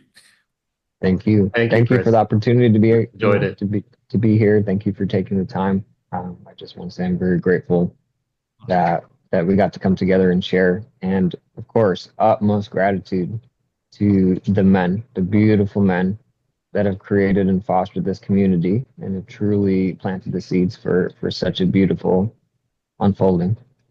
So my heart goes out to all of you, to Zan, to the beautiful men behind the scenes. Yes. Wow. We'll leave it at that. Thank you, everyone. We will see you next week. Guys. This has been Chris. We'll leave everything in the description. Take care, everyone. May you have plenty this week. Bye. Wow. What a conversation. What a man. What are your main takeaways from that conversation? This really thought-stimulating talk we had with CJ, man.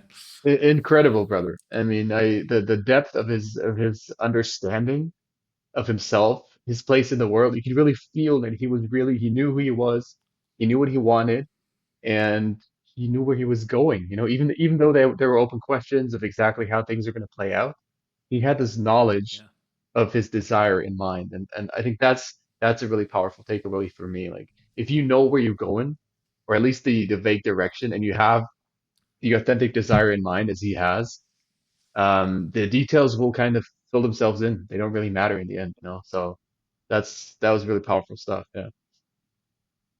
Interesting, man. He's on his path, as we always talk about. He doesn't know how or when or where things will happen, but he knows that he feels aligned here, and that is the only thing that you can do, is to know yourself and know what you want and to move forward, like we always talk about, man. Really interesting. What I found very fascinating was he never said never said like. I think the way that he speaks is almost like the way he moves through the world.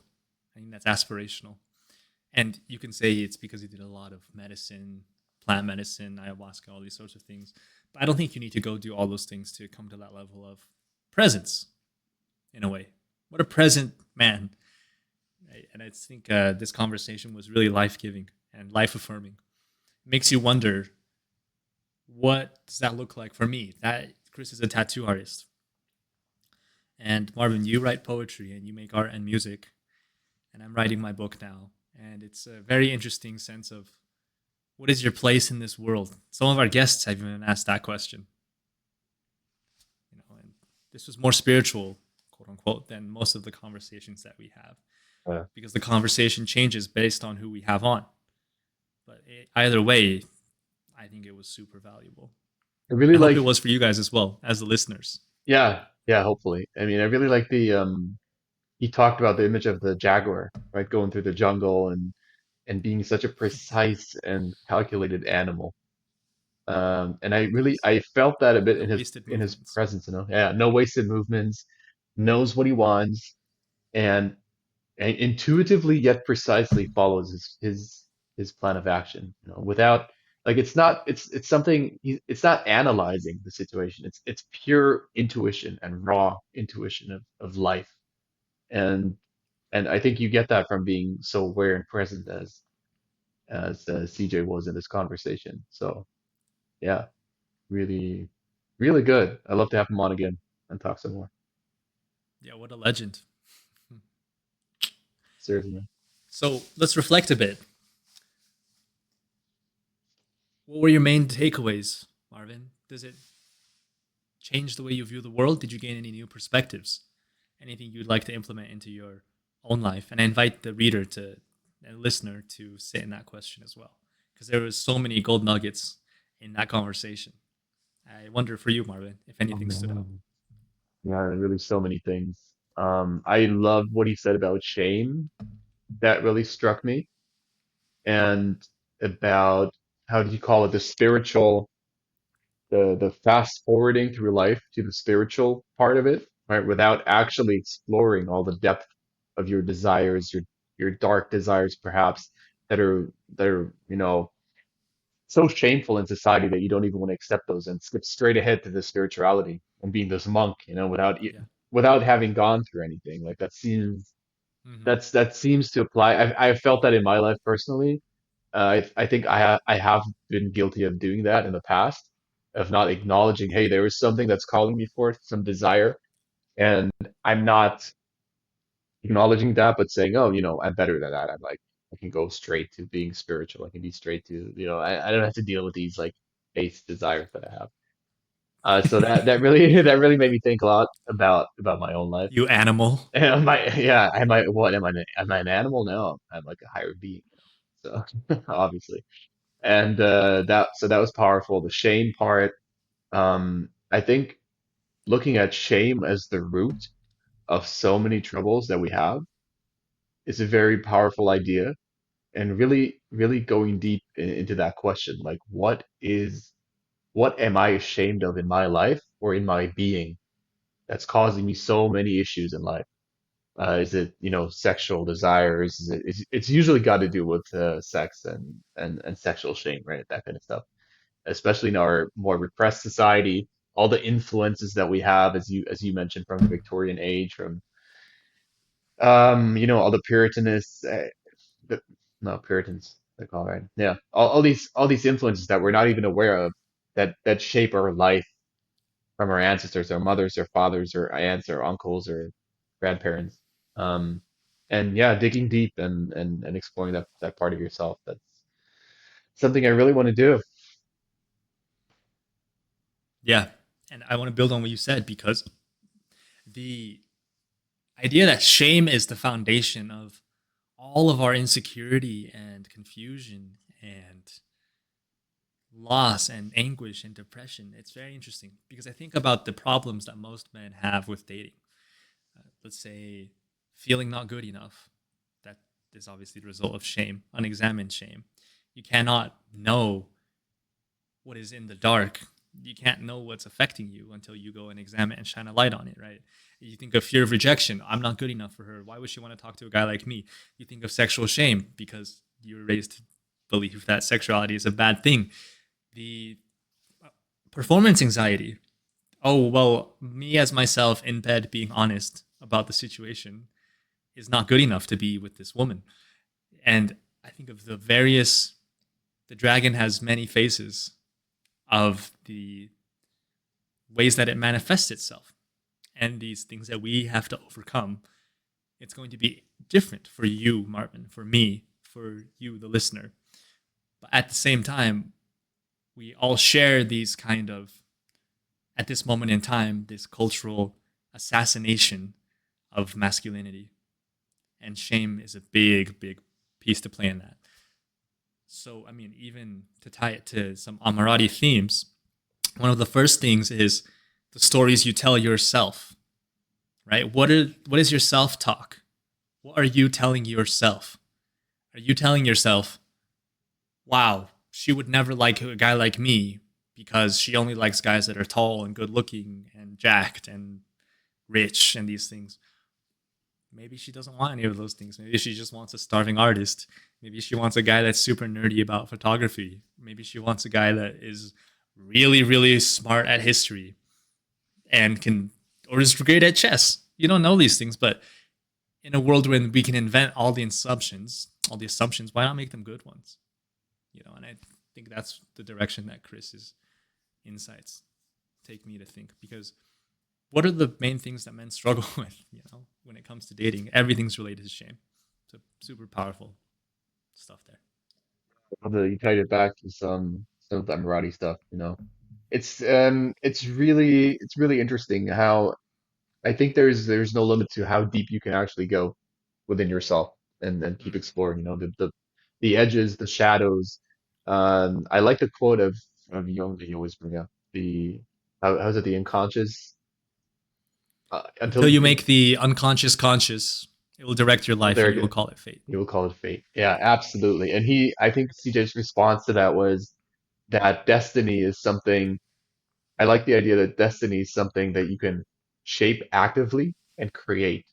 That's the way he put it, I think. You can make decisions that shape your life into the destiny that maybe you are made for it, but maybe it's also an active choice. And I don't know if they're mutually exclusive, those two things. Like maybe you can have something that's partly like, right, say like your genes, right? You have genes and there's this concept that genes can be activated or not be activated. Like you have all the basic Mm, predetermined materials there, but then the yes. environment and the choices that you make in life determine which genes get activated, for example, right?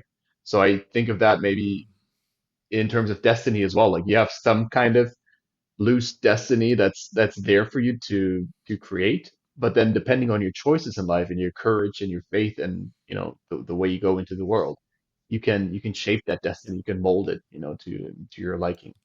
Um, yeah, I like that idea.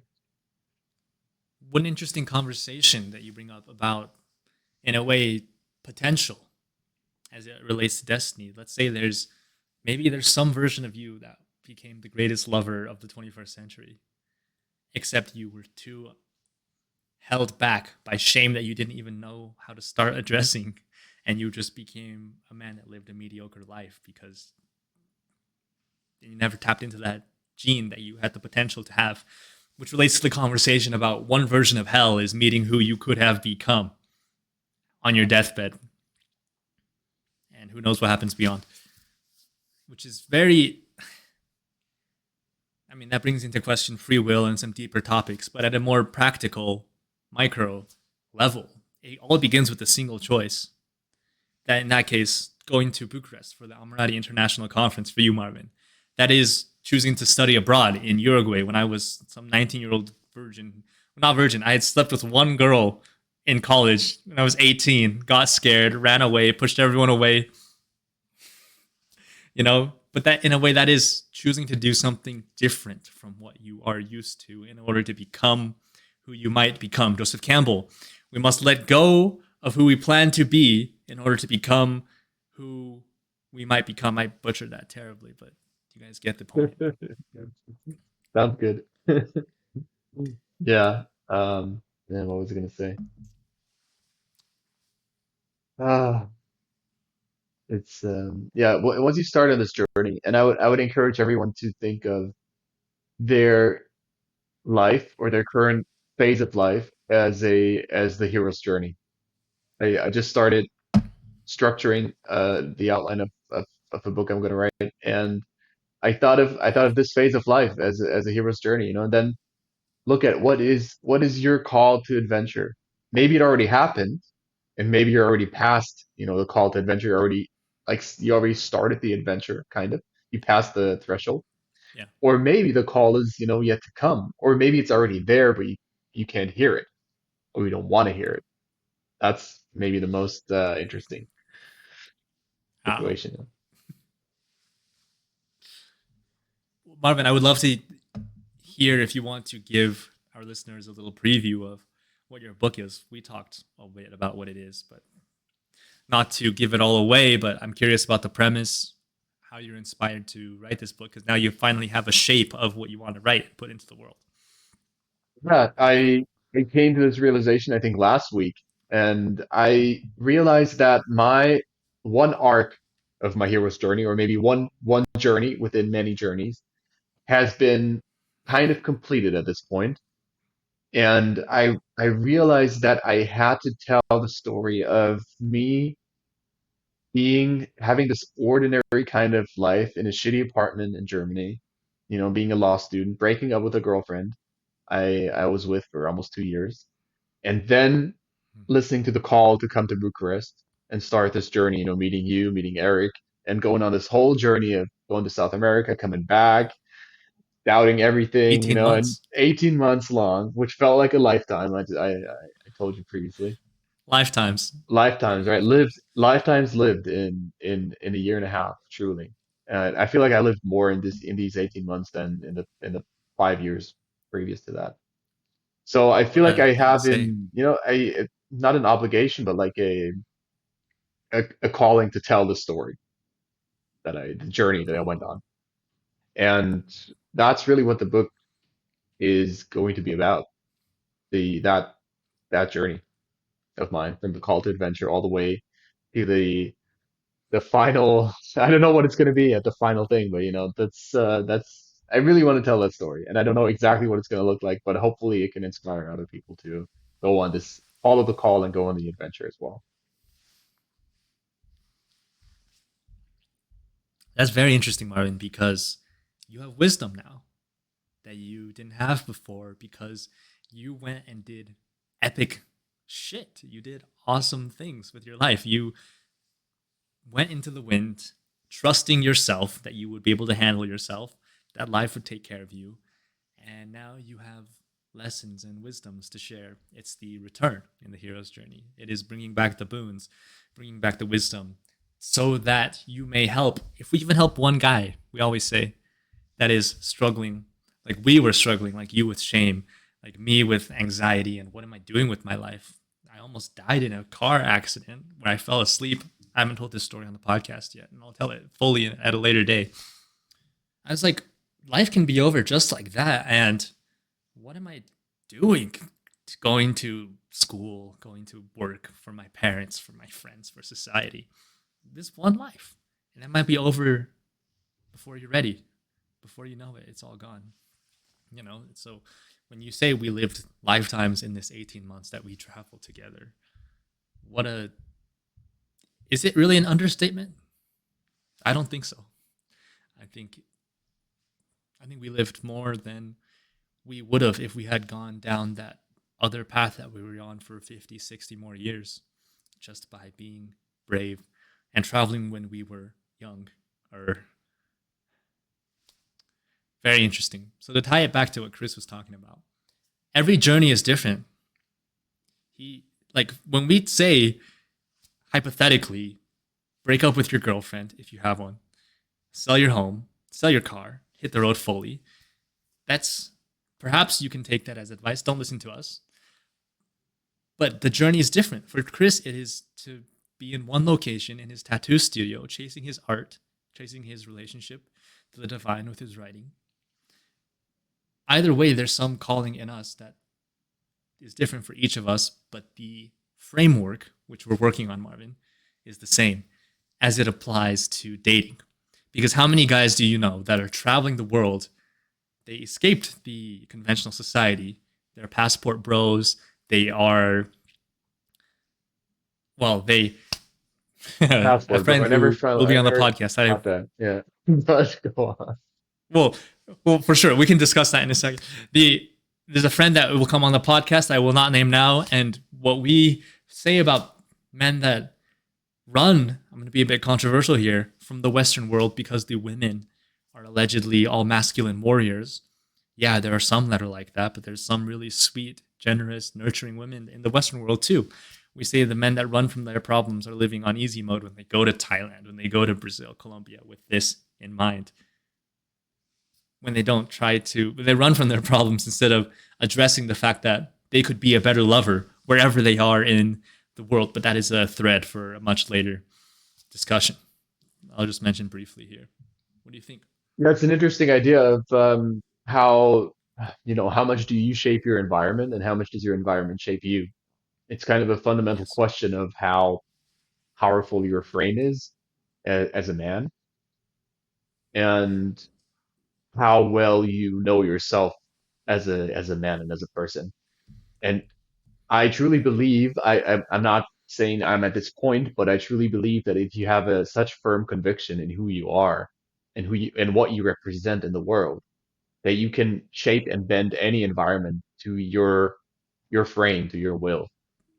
So then the environment will have very little to do with what you are and what you can achieve in the world.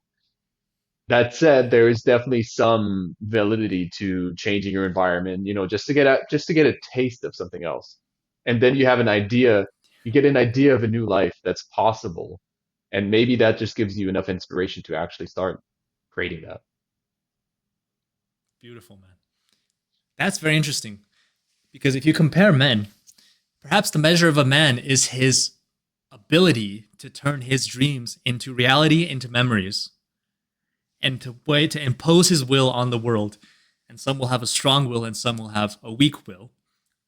It's all relative. You have to define your own meaning in an age and a world and a culture and society that hasn't given you any guiding wisdom, any values.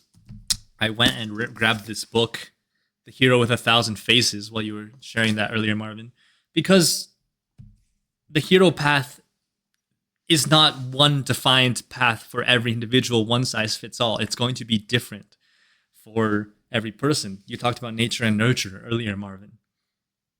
We all grew up in different settings. We all came from different heritage.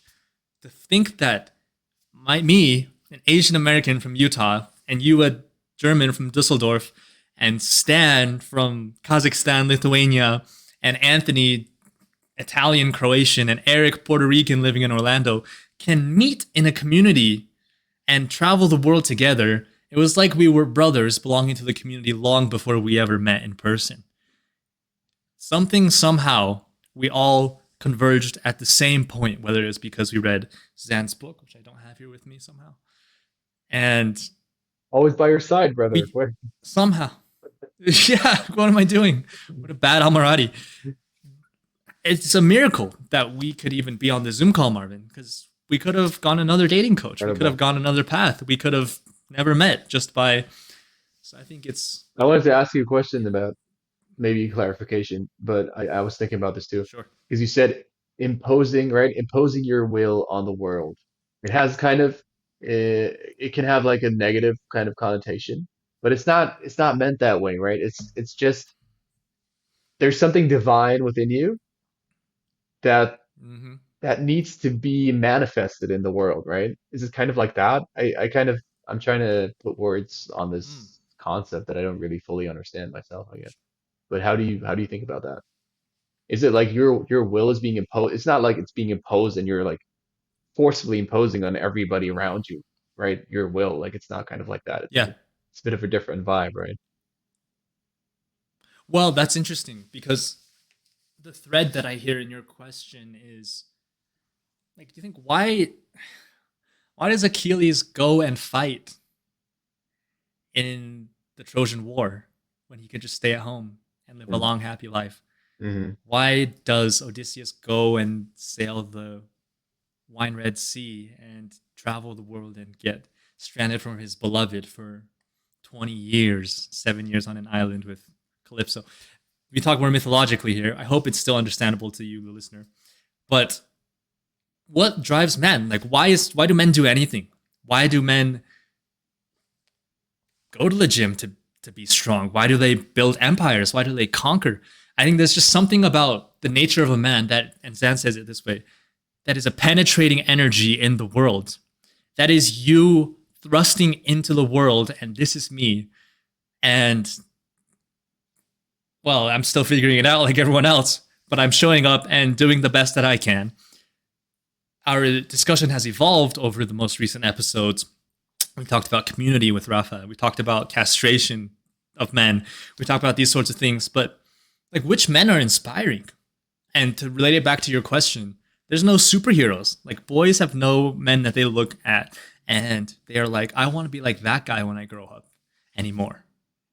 You know, so I think relating to will and destiny, why not assume that you have some control over the direction of your life? I said Albert Camus said the only philosophical question of any significance is, should you kill yourself or not? And if you choose not to, then you might as well make something out of your life, in a way. I think it's a really good point. Yeah, it's a really good differentiation. Like Yeah. it's about creating your life. What's that lies dormant within you, the potential, everything we talked about. Mm, It's about that, yeah. and it's a divine expression of who you are in the world. And if you Wow. negate that, like you might as well negate God if you want to be, religious or spiritual. Um, but it all ties together, like these concepts, myth, religion, biology, even science, like it all comes together at some point, I believe. And so that's what we're talking about. So many different things, literature, like it's all part of the journey. So it's a That fascinating human conversation. experience. Yeah, yeah. We got totally sidetracked of like CJ's conversation, but it's still a good talk. Well, it's all related though, Marvin. At the end of the day, it's Exactly. Yeah. it's there's many paths up the same mountain. Yeah. And who's to say we're right? But what kind of a life? I'll say it strong here with love. Like, what kind of a life is it to live the life that someone else has planned for you? Better to be dead than to be a loser living someone else's life. That's extreme. I say it with love. I just say it because I wish I had heard that when I was on the fence, wondering if I should go on this Yeah. journey or not. Yeah. You know? And how many things do we do that we don't even do for ourselves? Yeah. What? Keep other people happy that'll be dead and their opinions will be meaningless when you're on your deathbed and you're looking around and who's around you? Is it your brothers that you traveled the world with, learned 20 plus languages, romanced women of all different cultures, ages, and experienced the world and life truly? And maybe you have your love, your beloved, or your beloveds surrounding your bedside that have a Zan's quote from the book that I remember, which I will misquote, is there is tears in their eyes, but a song in their hearts for the people that come to your funeral, that come to your final moments, And I think that's a good place to start living from, even though it is the end. Think about that perspective when you say, should I go to work today or not? That's me. Yeah. I'm extreme. Oh, yeah, Taking I what I like it. say with a ton of salt. I like it. I read it, I think yesterday or a few days ago, which relates exactly to what you're saying about the funeral thing. It was something like if you can make your 8-year-old self and your 80-year-old self happy and proud, you've probably lived a good Mm, life. And wow. yeah, so that resonates with me, just like what you said. Think about, and I think Warren Buffett says it, like he imagines his eulogy. What would his eulogy be like? What kind of life would he have lived if he can think of his funeral and what people would say about him? And then he tries to implement that and live that way. So, and yeah, to tie back to CJ, I mean, he seems like he's on his path. I really respect and admire what he's doing, and I need to get some of that tobacco that he was licking because it looked good. Nature's performance enhancing, natural, no downside, Yeah, Matthew, we gotta mental get Matthew in clarity. on this. We gotta get Matthew involved. What We, he's we got to need say we about need this? those two to have a Yeah, conversation. yeah, We yeah. need Matthew and CJ to have a Oh, for conversation. sure. Oh, for sure. Yeah, we should make that happen. Yeah, that would be great. That'd be a great podcast, man. It's a good feeling, Marvin, because even though we just started this podcast, at the time of the recording, we have a couple episodes that we haven't released yet, and we've released 4 episodes. But it's a feeling of infinite possibility because we can go anywhere we want with this. So, to you, the listener, we always like to ask, what are the things that are on your horizon? What are you struggling with? What can we address in future episodes to help you in your journey, to meet you where you're at, where you've become stuck, where you've reached a threshold or reached a crossroads of where you want to go with your life. We will never tell you how to live your life. This is just our experience. And if it's inspiring to you, that's great. You're welcome to join, for we are going anyways. And if not, there's no problem. There's plenty of messages out there. And I think we always come back to the same point, Marvin. You have to live true to who you really are, if you even know who that is on the inside. Because we don't know if it's going to work out in the end. We have no idea. But we're going anyways, and we started this podcast, which in a way, and it sounds maybe premature to say, but I can already see a glimpse, a light at the end of the tunnel, that this has become something that is meaningful already, even after the couple of episodes that we've done. It seems like we could keep doing this. It does not matter how slowly you go, as long as you do not stop. Confucius. What an interesting time to be alive. What an interesting time. Sipping wine, talking to one of my best friends. Cheers. Yeah. It's a really exciting journey, and I'm happy we started, and I can't wait to see where it's going to take us. And I have Yeah. very curious to see where this is going to end, and where this is going to go, and what we're going to experience on the way. So yeah. So if you're looking to get started, the first thing that we would suggest you do, we invite you to join the Amorati membership. We will be on the calls. There's one call a month with Zan Perion. And we're on the call. Zan Perion, the man who started us all, that inspired us to go on our journeys. Him inspired by Casanova. Casanova inspired by the great lineage of men who always wanted freedom above all else. And join us on that call. We will talk to you live. And then come to the conference in May. This is a bold invitation. And after the conference, get a taste of that freedom, at which point you will never be able to go back to the normal life that you are living. And if you're really brave, come join us for a rite of passage with the caravan, whether it is in Rome or Rio and Bucharest. Those are the three places that are sacred to us in a way, because that is where our masculine initiation happened into this idea of being a lover. That is not taught. No one teaches you how to interact with girls. It's not your fault. Society doesn't teach you. In fact, it teaches you to be safe, nice, prioritize everyone but yourself. And we'll leave a link to the Amorati, and we will leave a link to the conference, and we'll leave a link to an invitation that we have for you in the caravan to live free and timeless and on your own terms. It's your life, after all. And you're invited. If you don't feel like it, you're still invited, because we're going anyways.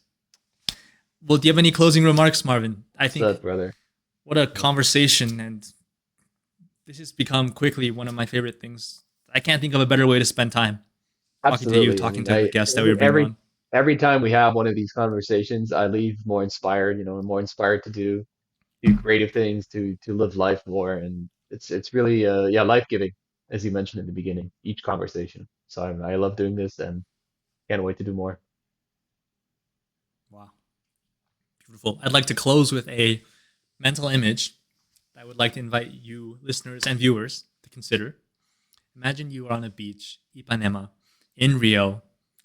Beautiful weather, girls in bikinis with perfect bodies everywhere. No exaggeration, Marvin, you've seen it. And I can call a bunch of other guys that have seen it, that were there with us. If you want pictures, I'll send you proof. And you see the most gorgeous girl you've ever seen in your life.